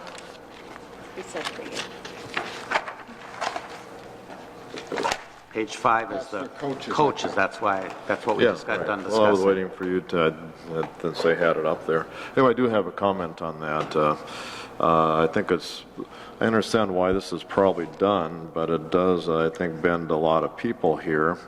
We call it Western High School. I'm assuming you're doing that because of the Denfeld Central combination next year, but people put a lot of sweat and blood into making sure that Denfeld Hunters, when I see something like Western High School down there, that's kind of rubs me the wrong way, because it's not Western High School. There's no Western High School. It should either be called Denfeld Hunters High School or /Central, and it shouldn't be called Western High School, and I think that's bugs a lot of people, as it should. And I'm asking here in the future here, when these kind of things are written up, that a little more care is put into calling names, because Denfeld is Denfeld. Member Johnston, when these postings went out and these interviews took place, we had not taken any action to name those schools at that time. So they were posted as Western and Eastern. I do understand your comments, though. In the meantime, we have named those sites. So, thanks a lot for that consideration. Okay, appreciate that. And after this evening, we do have clarity on the names of all the sites except for the Eastern Middle School, which we're open to suggestions from the public on. I'll say that on camera here. So, and we don't have a timeline set yet for making that decision. Okay, all those in favor of the HR committee report say aye. Aye. Opposed? Carries unanimously. Business committee report, Member Wasson.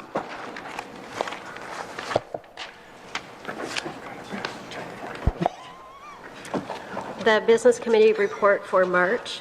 Number 1 is the financial report, and 2, we have bids, RFPs, and quotes. Some things for Laura MacArthur and the current East High School, and the new Eastern High School, and another one for Laura MacArthur. We have no RFPs or quotes. Item 3, policies and regulations. Regulations for 4, contracts, change orders, and leases. Item 1 is with Barbara Burke in the amount of $24,000. Item 2 is Distinctive Learning Incorporated, and that is a handout that we received not to exceed $92,000. Item B, change orders for Homecroft Elementary. It still remains in the budgeted amount at the site. Excuse me. Item 2 is the new Eastern High School in the amount of $25,346. Oh, I'm sorry, 25. That should be wrong. Is it 25,000? There's a comma instead of a, right? Laura MacArthur, the change order, a recommendation for $134,786,000. Resolutions we'll get back to. Informational items, there are several. The one, item H, has been pulled until April, when we can have a presentation by Jay Stoffel with the DTRFA. And then going back to the resolutions on page 72.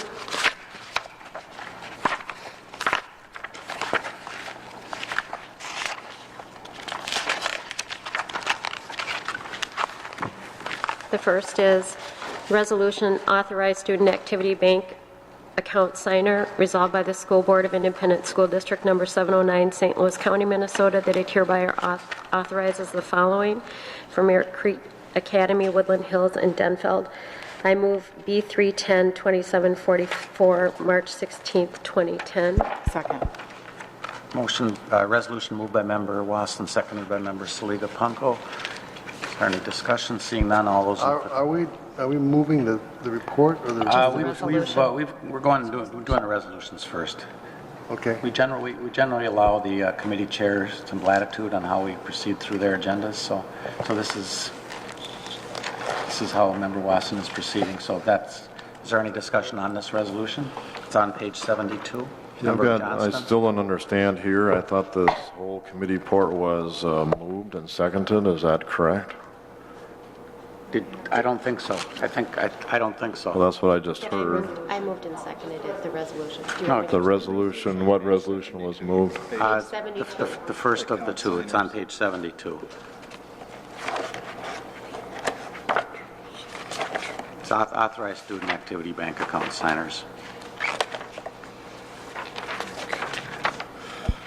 Okay, what about these other items then, these recommendations? Are they going to be? We'll be coming back to them. I'm just doing the resolutions now. Yeah. All right. So it's just a little variation on the order that we sometimes do it. So the resolution on page 72, the student activity bank account signers, has been moved and seconded. All those in favor say aye. Aye. Opposed? Okay, that's approved. And then Member Wasson, you want to do the second resolution? Joint purchasing agreement with the U.S. Communities Government Purchasing Alliance. And I'd like to move B310 2745, March 16th, 2010. Okay. Member Glass?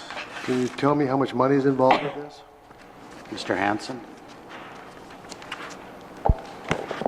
There's no money involved for becoming a member.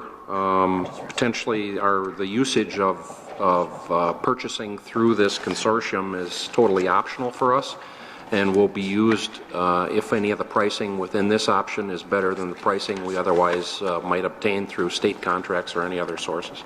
So this is for anything that this other organization has purchasing agreements with. So anything from pencils to textbooks. I can't quote you the commodities that we're talking about, but it potentially is fairly broad. Again, it's specific to this. Is there something that it doesn't cover? I'm sorry? Is there something that it does not cover? I'm sure there's something it does not cover, yes. What are they? I can't quote you the commodities, and if I have to say it again, I will, but I still can't. Who do you deal with with this organization? The U.S. Communities Government Purchasing Alliance. Is there a name? Right there. No, an individual. I don't know the individual's name, but I'd be glad to get it for you. I would guess it's not an individual. It's a bigger organization, so it would be dealing with a group. Could you tell me where they're located? Member Glass, this is the kind of information that I think you can obtain after the meeting if you're interested. Or at the business committee meeting when you did not ask these Welcome questions. these questions at the committee meeting. Yeah, I think unless you have some more questions of substance, that we should move on and vote on this item. Member Johnston? Well, I guess I disagree. I think that a member is certainly entitled to ask a question, and if there's not an answer, you just say there's not an answer. What's the problem with that? There are answers, but they're not readily available, and I think that's been made clear, so I think it's time to move on and vote. We have a lot of ground to cover on the agenda yet. All right, all those in favor of the my light is still on. Yes, but you don't seem to be saying anything. Go ahead if you Usually wish you to cut speak. me off when I say things. Go ahead if you wish to speak. Now you're letting me speak. Well, that's thank you there. Again, I'm still confused here, and you're going to keep hearing me say this a lot, and I think we have to do this better. There's resolutions, and then there's recommendations. The recommendation's the same as a resolution, and I think we could do a lot better at putting this agenda item together so it's not quite so confusing. We don't need resolutions and recommendations all at the same time. So noted. Member Saliga Punko? Chair Grover, I'm just going to make a comment because at the business meeting, I actually didn't make it because I was at my daughter's swim meet out at Morgan Park, and I was on my way here, and the meeting had already been adjourned. It only lasted a half hour. So I really feel that if the questions needed to be asked there, they would have been, needed to. So I think we're ready to move on and vote. Well, I got to respond to that. When I can ask questions when I feel like I'll ask it here, ask the committee Member meeting. Johnston, you have not been recognized, please. Oh, we're following Robert's Rules of Orders again? No, we're following practice and procedure, which involves a certain degree of courtesy among board members. Do you wish to be recognized? Oh, yes, I do. All right, you're recognized. Yeah, I think that the previous member's comments that we can only ask questions at a committee meeting, I think is totally inappropriate. We're here to ask questions, and we will continue asking questions at our meeting. And reminding everybody there that these committee meetings, nothing is even passed, or there's no motions, there's no nothing. So I think that as I will continue asking questions here, and I certainly would encourage other members to do the same. All those in favor of the resolution say aye. Aye. Aye. Opposed say no. No. Okay, carries 6-1. No. 6-1. I was also 5-2. a no. All right, the final resolution, or the third one, I think it's the final one, Member I'll have a Lawson. handout. Authorizing the purchase of real property located at 3303 West 3rd Street. I move Resolution B310-2747, March 16th, 2010. Second. Seconded by Member Saliga Punko. Member Johnston? Is this the item that we were just talking about at the closed session? Yes. I have to speak against this. I think that the Western Middle School is opposed resoundingly by the people in the area there. And I think that then we have environmental assessments that are pending, that are not even passed yet. We've got the EAWs that are pending and haven't passed. I should say the environmental assessment is ongoing. We have a lot of reasons here why this is premature. And I'm going to remind people again that 80% of the people in Duluth, by the latest poll, oppose the red plan, in particular this Western Middle School.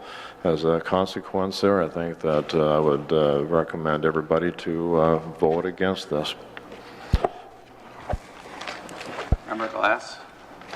Yes, I spoke last time about the lack of wisdom in the site that's been picked for the Western Middle School, being one that is extreme in its environmental damage that will occur, plus the fact that the damage to this district by the last $70 million being spent when it wouldn't have to be spent, and other buildings could be used for the middle school. And so I will also not be voting in favor of this purchase. All right, all those in favor of the resolution say aye. Aye. Opposed say no. No. No. Carries 5-2. Okay, Member Wasson? That concludes the resolutions. So I move the Business Committee report for March. Second. Seconded by Member Saliga Punko. Items to be withheld. Member Glass? 1BC. 1B and 1C? Correct. All right. Anything else? Yes, this page 74, expenditure contracts. Which item is that? That's what it's called, A, expenditure contract signed February 2010. Okay, that's 6-8. Anything else? No.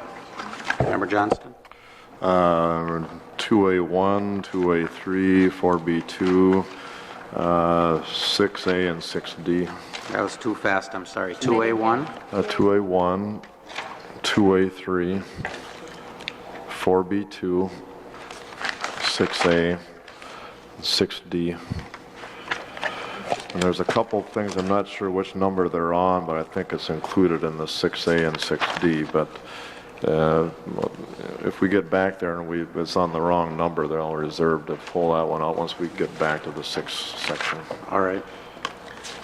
Okay, Member Glass, items 1B and C.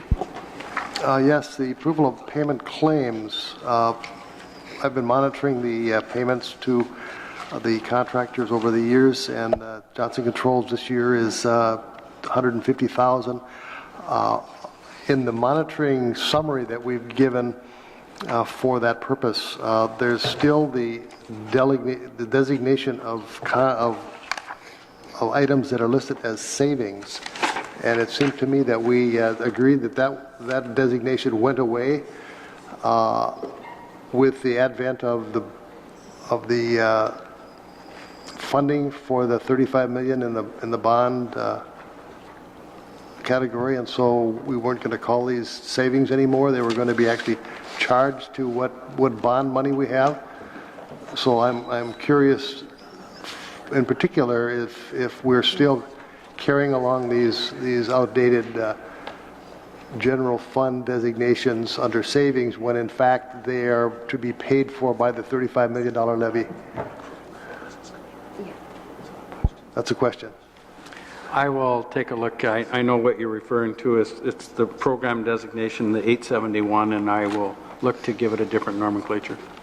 Okay, because we talked about this last time, and you were going to... I apologize if I didn't follow through, and I will follow through with that. Because it is a misleading designation because we don't have any savings in these categories.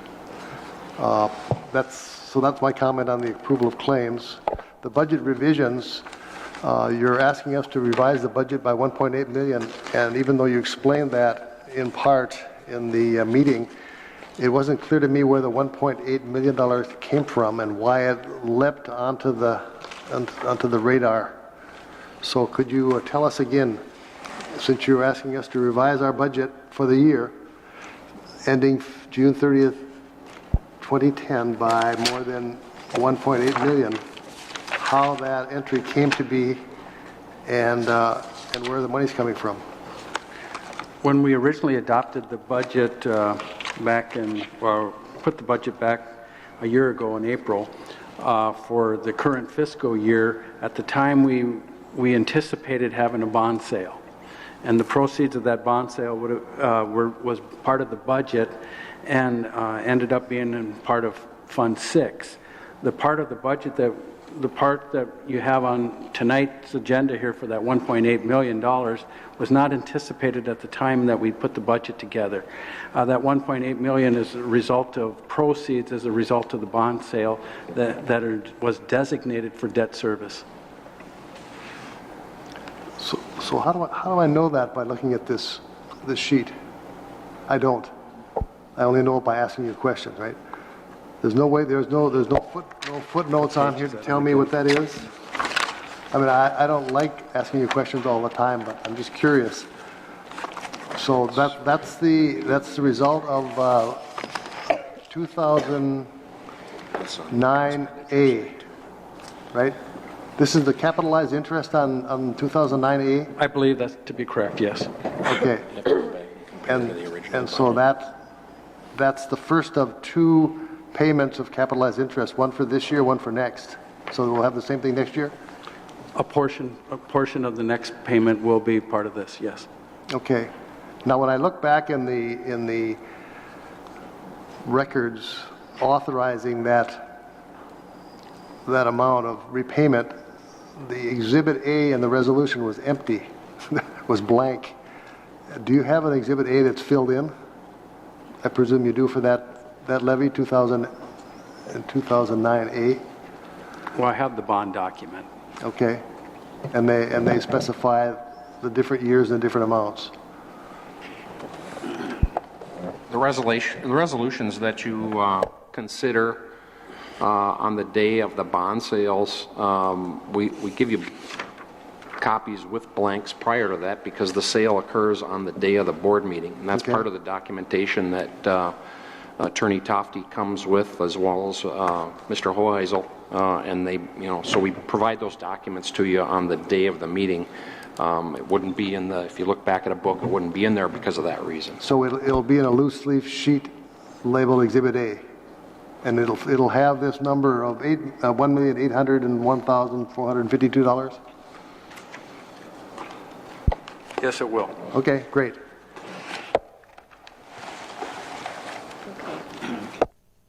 Member Johnston, 2A1? 2A1, that's correct. A couple comments. First of all, I will just say the same thing. I want to mention it again, is that who made this recommendation? Came from administration in conjunction with Clerk Wasson and myself. Okay, again, I was at this business meeting. There were no votes. There were no nothings. There was no approval. Member Johnston, we do not vote at committee meetings. Well, I think that we better start doing that. That's all. I'll just bring it up for this one here, but I would suggest that here next week when we talk about these issues, we get our procedure together a little bit better.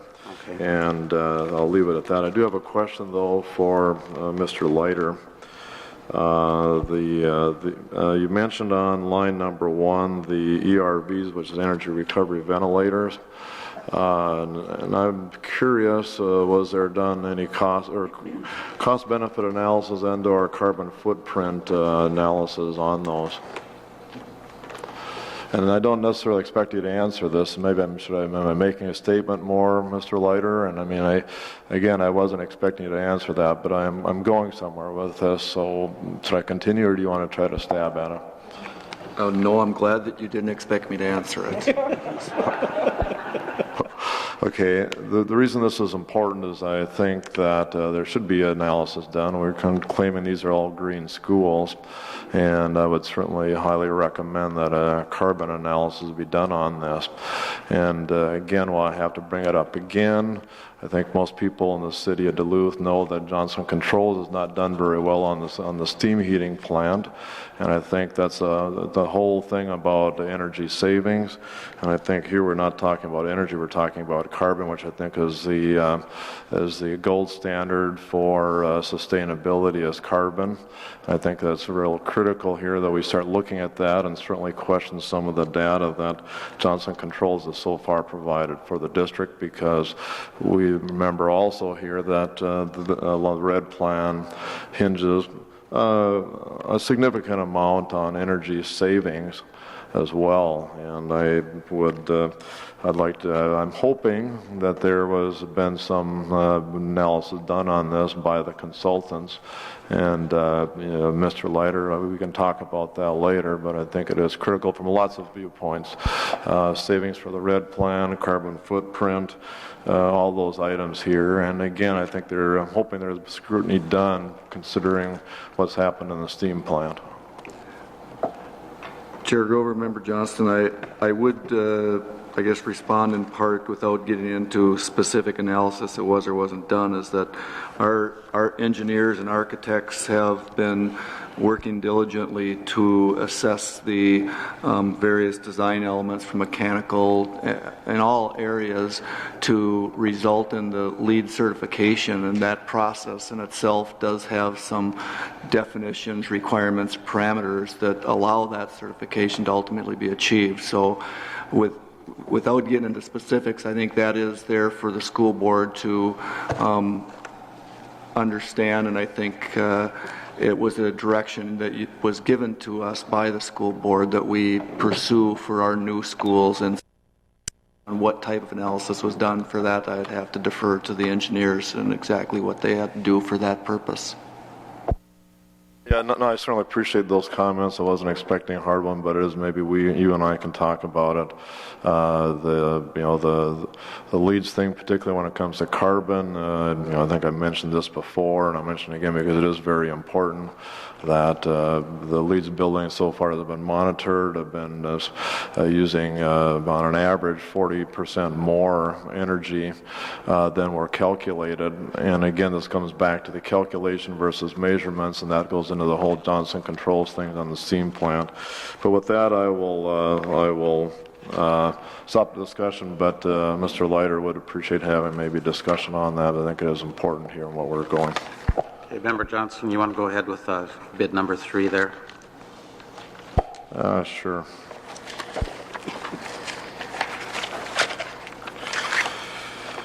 Oh, I got one more question again on process here. Now, we're going through these. We pulled out these items. Now, are we going to be voting on these if we don't ask for some kind of a motion? We talk about these and they're just blanketly approved. Is that correct, or what's going on here? If you or any member wishes to pull any individual item for a separate vote, all you need to do is ask. Okay, so by pulling it out by saying this, if I want to have a vote on it, I have to say, in addition to this, I want a voter when I'm asking this off. Are you assuming I'm asking for a vote? Unless you ask for a separate vote, I'm not assuming anything. Okay, you're just assuming right now, or these are just for discussion purposes. Right, unless you or any other board member asks for a separate vote. And then remove the whole. Anything that isn't voted on separately, such as the resolutions or individual items upon request, is moved as part of the whole package business committee report. Okay, well, I'll keep that in mind here as we go. Going back then to A3, which is on page 41. This is again a generic question, probably for Mr. Leiter. I kind of gave him a heads up here earlier on this, so I expect him to have a good answer. Just kidding, Mr. Leiter. One of the issues that I have, which a lot of people ask me, and I want to have it up for public discussion here, is that we've talked a lot about in the past that the board has to approve a certain limit, like say $25,000, which we had that discussion last time around, and yet we see a lot of stuff. We got recommendations from the company, Boussard. We also have Klaus Anderson stuff, and yet I don't ever recall as a board ever seeing that we ever approved any contracts with Boussard. Yet further back here, I got some questions later on here. We're giving them a lot of money, somewhere in the line of about $200,000 a month. So could you just talk to the issue as why are we giving this company? Why has the board never approved that contract when it obviously is a very significant amount, way over the $25,000? I think the simple answer is we've approved contracts with the vendors that we pay money to. I don't think it needs any more elaboration at this late hour. Okay, and I guess I wasn't quite following the agenda item. A3 was for Orting High School for the bids, and I guess I wasn't quite following the questions in relation to that item. On some page 41.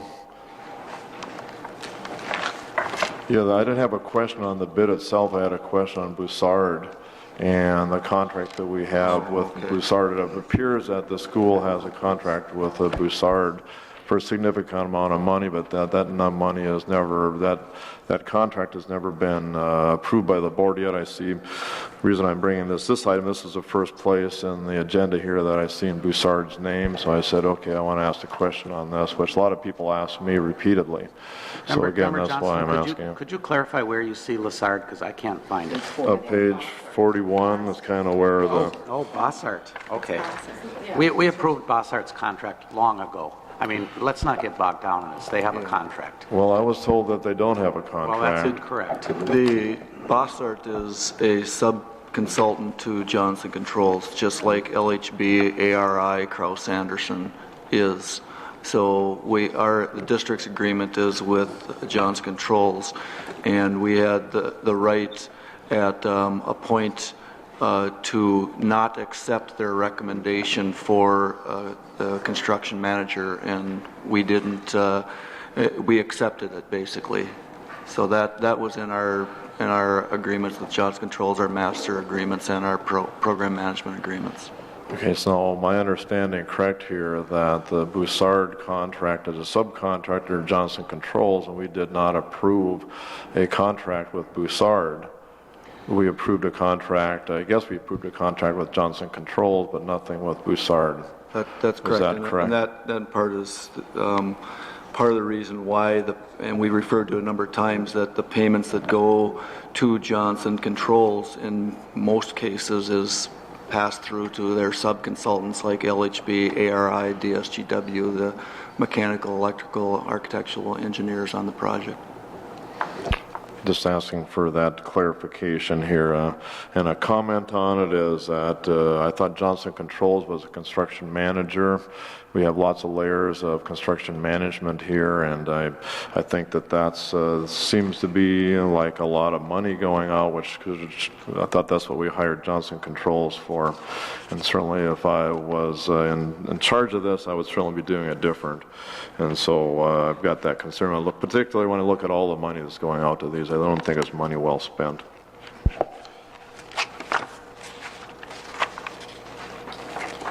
Okay, Member Johnston, you had 4A2, the distinctive learning contract? Actually, it's 4B2 I got on mine here. 4B2? Right. Oh, I'm sorry, I got that wrong then. Go ahead with 4B2. But these are again minor things, but things that I pick up. I'm looking at the AIA change order contracts. That's related on page. They start on page 54, 53, and there's a bunch of them here. And I just noticed that many of them signed by Johnson Controls don't have any dates on them. A lot of no dates anywhere in some of these. Some of them do, some of them don't. And I was just wondering, is there some significance? Normally when I see contracts signed, they're dated. Is there some reason we don't have dates on these? And of course I would suggest that they are dated, but just want to know, is there some reason they're not? One case in point is the one on page 56. 58, 59. I guess, Member Johnson, I think I can explain these change orders. These are change orders that the board is approving tonight. If they're approved tonight by the board, the board chair will sign these as the district's owner, and then it would be dated. As far as the dates of when for example, on page 56, it was signed by the construction manager, Johnson Controls, Kevin Strong in this case. The date is missing there, but we obviously received that signature before we brought it forward to the school board. But it would have been between the architect and the construction managers, or the contractor in this case. So just a point there. I think they should be. I'll follow up on that and ask that the dates coincide with the signature. Point well taken. Oh, thank you.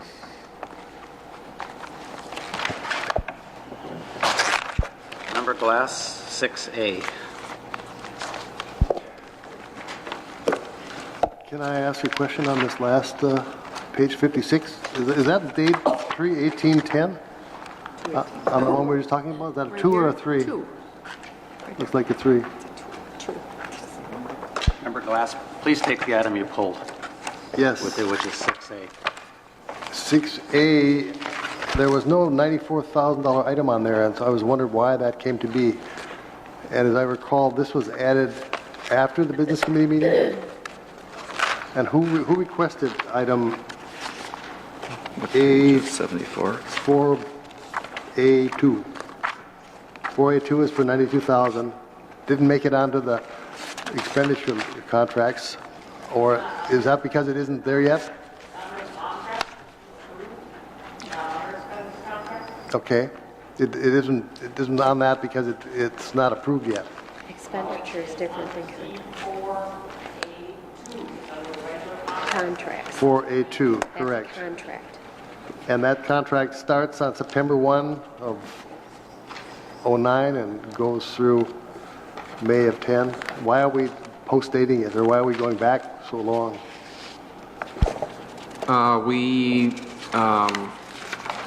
In this case, we should have had a contract in place sooner. I don't think the services actually started back in September, but they did start before this date. When we became aware of it in finance, then we moved to get a contract put in place, and that's what's coming to you tonight. And so this is for training for the principals? Is that how I read it? Principals, yes. Okay. And school resource officers. Okay. Very good. Chair Grover, I would like to withhold on one for a separate bid, for a separate vote on Which one? 2A2,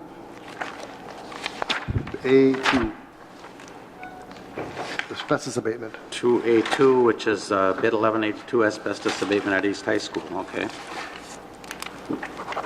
All right. Let's see, that has been moved and seconded as part of the overall movement. So do you have discussion on that before we vote? No. Which item are we talking about? On the first page of the business committee, 2A2, is that correct, Member Glass? Yes, that's correct. Asbestos abatement at East High School. All right, all those in favor of this item say aye. Aye. Opposed say no.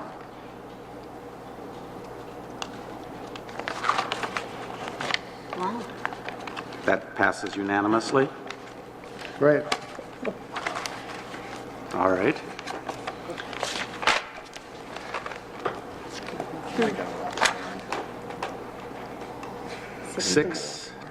Six B or 6D? 6D. 6D, that's Member Johnston. 6D. Facilities management report, capital project status report. Is that 6A? Well, okay, 6A, the Member Glass already had that, but go ahead. Okay, well, didn't know where he was at there. All right, 6A. I was just going through these. These are, I think, are here for information. And going through, I don't really know what these are for, but more important, I just went through, for example, Origins, the hourly rate that these people are getting for whatever they're doing is $187 an hour. Sustainable Twin Ports is making $38 an hour. Lighthouse for the Blind is $70 an hour. ATS is $30 an hour. And Parker Creative Communications is $200 an hour. And this seems like I think these are all for educational services, providing auxiliary services that that the administration has deemed appropriate, which I don't have any problem with, but I am concerned about the large disparity in hourly rate of all these different contracts. I don't know who can answer that, but I guess I'd kind of like a little bit of I missed the answer question if there was one. I got your concern, but I didn't get the question.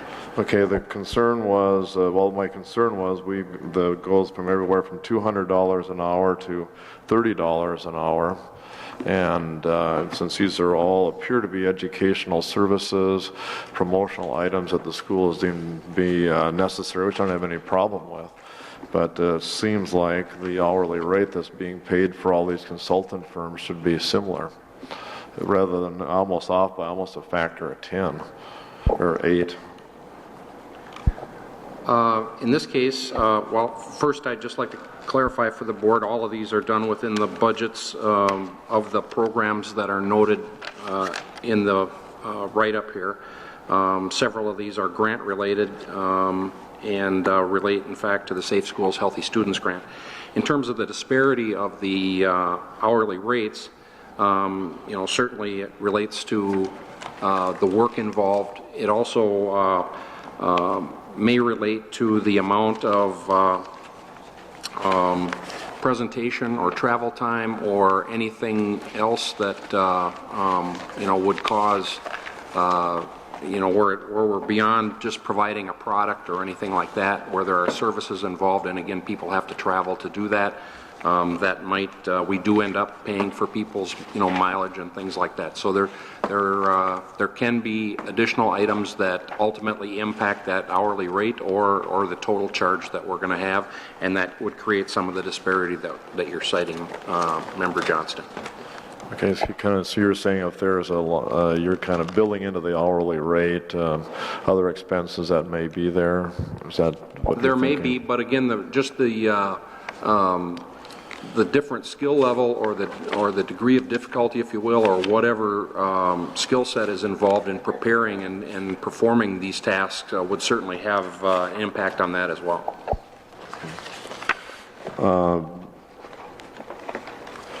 Two further questions looking at it. The ATS project, which is I think the I think this kind of goes into the individual education plan that we talked about earlier this evening. And I was just wondering how these contracts fit in there. I noticed that this is only for 17 students that came out to that, but yet they do talk about individual education plans. And is this somehow related to our earlier topic, or the ATS Project Success? I don't have a number on that.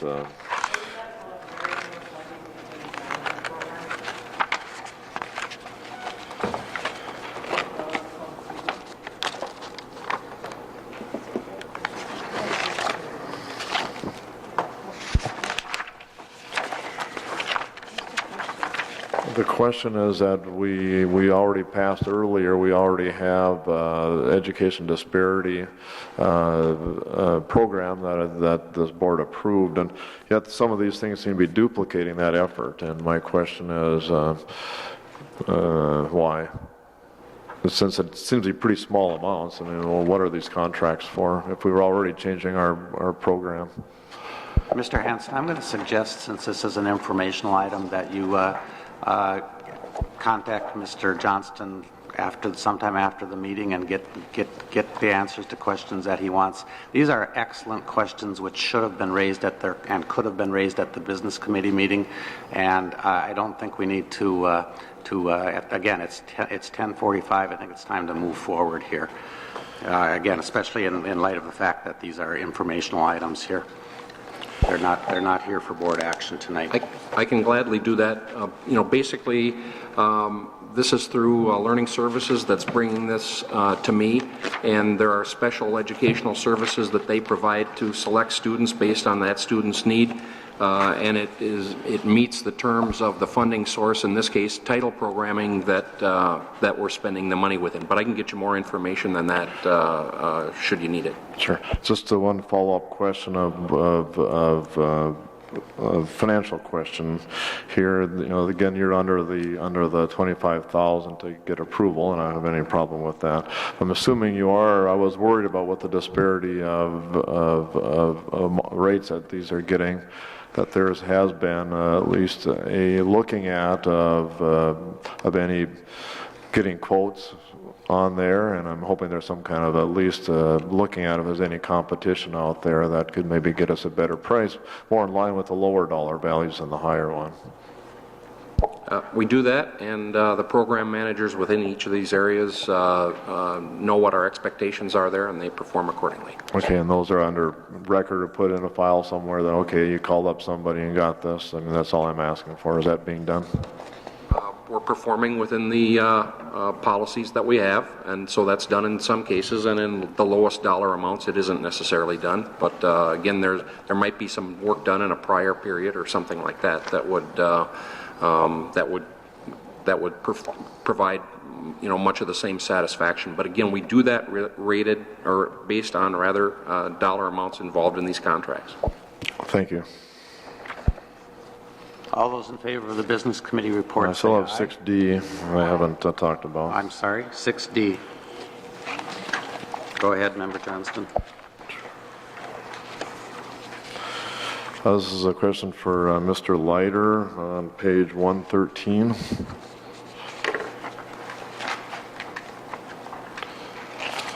That's the chart just talking about our maintenance and about energy costs that that's been expended. And I noticed that in this year, the January 2000 fiscal year, or the 2010 fiscal year, excuse me, the energy costs for electricity and gas are almost $100,000 more than it was in 2009. And I was just kind of curious if you have any idea why that has went up so high. The actual heating degree days is significantly lower. Member Johnston, I think an important point to note is the amount of, if you look at particularly gas, the amount of gas usage has gone down, but the cost is still up, and that's driven by the rate that we pay for natural gas. I think even as residents, residential owners as well as commercial, the cost of gas has gone up. There's been some rate adjustments, and they are affecting the school district. Yeah, it went from 91 cents a 100 cubic foot to $1.65, and I know I'm paying I think about $1 right now. It just seemed, wondering why you guys are paying so much. There was a change in the rate structure where we used to have an interruptible rate, and then I believe that's changed now to where there's a firm rate for all commercial. And exactly, I'd have to, get more information, I think, to expand on that. Looks like Mr. Casper has his light on. Maybe he has some insight into that. I have no insight about that. I just want. Are you done? Oh, I was going to suggest there, since the disparity is so high there, and they want to try to actually negotiate with the city there and Comfort Systems there to get a better price. Member Casper. I'll see what I can do. Thank you. I want to recognize Carrie, Mr. Leiter, for providing the ongoing up-to-date analysis of how much the long-range facility plan has cost so far, how much we've bid out, how much is for local contractors, and how much is for outside of the area contractors. So I just want to thank you for that. So that's it. All right, all those in favor? I'm not done here yet, Chairman. We'd moved on to a different speaker. What item are you talking about? That's the one where I didn't know where it was. It's on page maybe 124. I couldn't really relate it to any item, but I had it marked. I had a couple of questions on it. Which item is it, please, Member Johnston? I don't know. Have no idea. It's actually then I page don't know how we're 123. going to discuss it. Page 123. Then is that better? And also page 132. I found the numbers on it here now. That's part of the long-range facility plan. I have no idea what part of it is. It looks like some of that, right?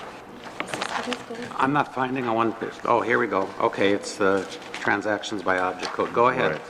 Yeah, again, this kind of follows up, Mr. Leiter, on my previous comment there. I just, again, pulled out some numbers there, and JCI is paying Boussard, $200,000, looks like about a month.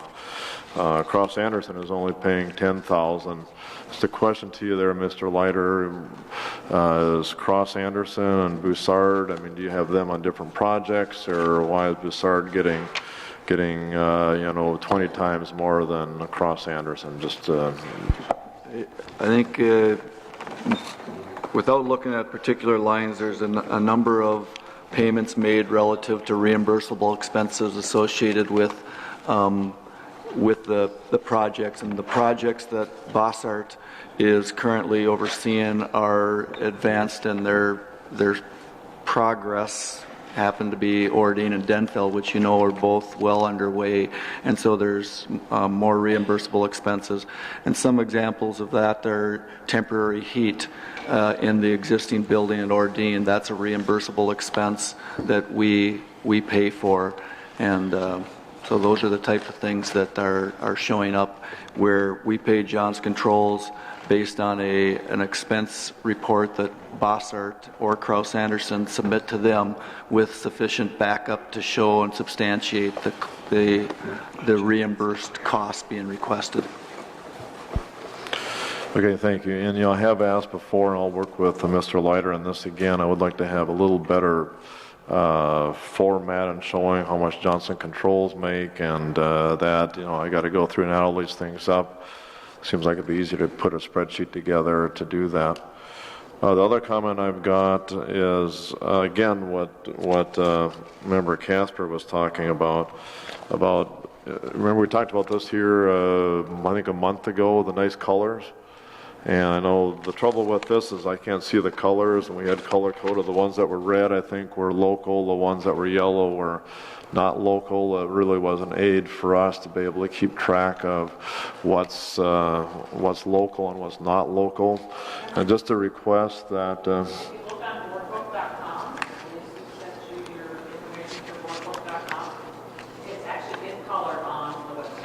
Okay, I would actually prefer a hard copy if I could, and I think... I'm going to intervene here. We've been talking about informational items for about a half an hour. I think it's time to move on and end this discussion and go ahead and vote on the action items which are remaining, which is the remainder of the business committee. I'd like to finish up my discussion. Was a simple discussion here that I'd like to have a color copy. These are all kinds of, all the questions, they're very good questions. All board members ask them from time to time. Most board members take advantage of committee meetings to answer them. We've been in session for 4.5 hours, and I'm going to call for all those in favor of the I have to ask a point of order. I'd like to finish my discussion here, Chairman Grover. I am speaking. All those in favor? You were asking about, talking about having committee meetings. We go to committee meetings. You complain about the committee meetings go too long. Now you're saying that I should be having questions at the committee meetings. So basically it appears to me, Chairman Grover, you're just trying to get me not to speak. All those in favor of the business committee say aye. Aye. Business committee report. All those opposed say no. No. No. All right. It's approved 6-2. 5-2. 5-2, I'm sorry. All right. I move for adjournment. Is there a second? No. Wait. I have a question. That motion to adjournment is undebatable. All those in favor say aye. Aye. No. Opposed say no. Meeting is adjourned.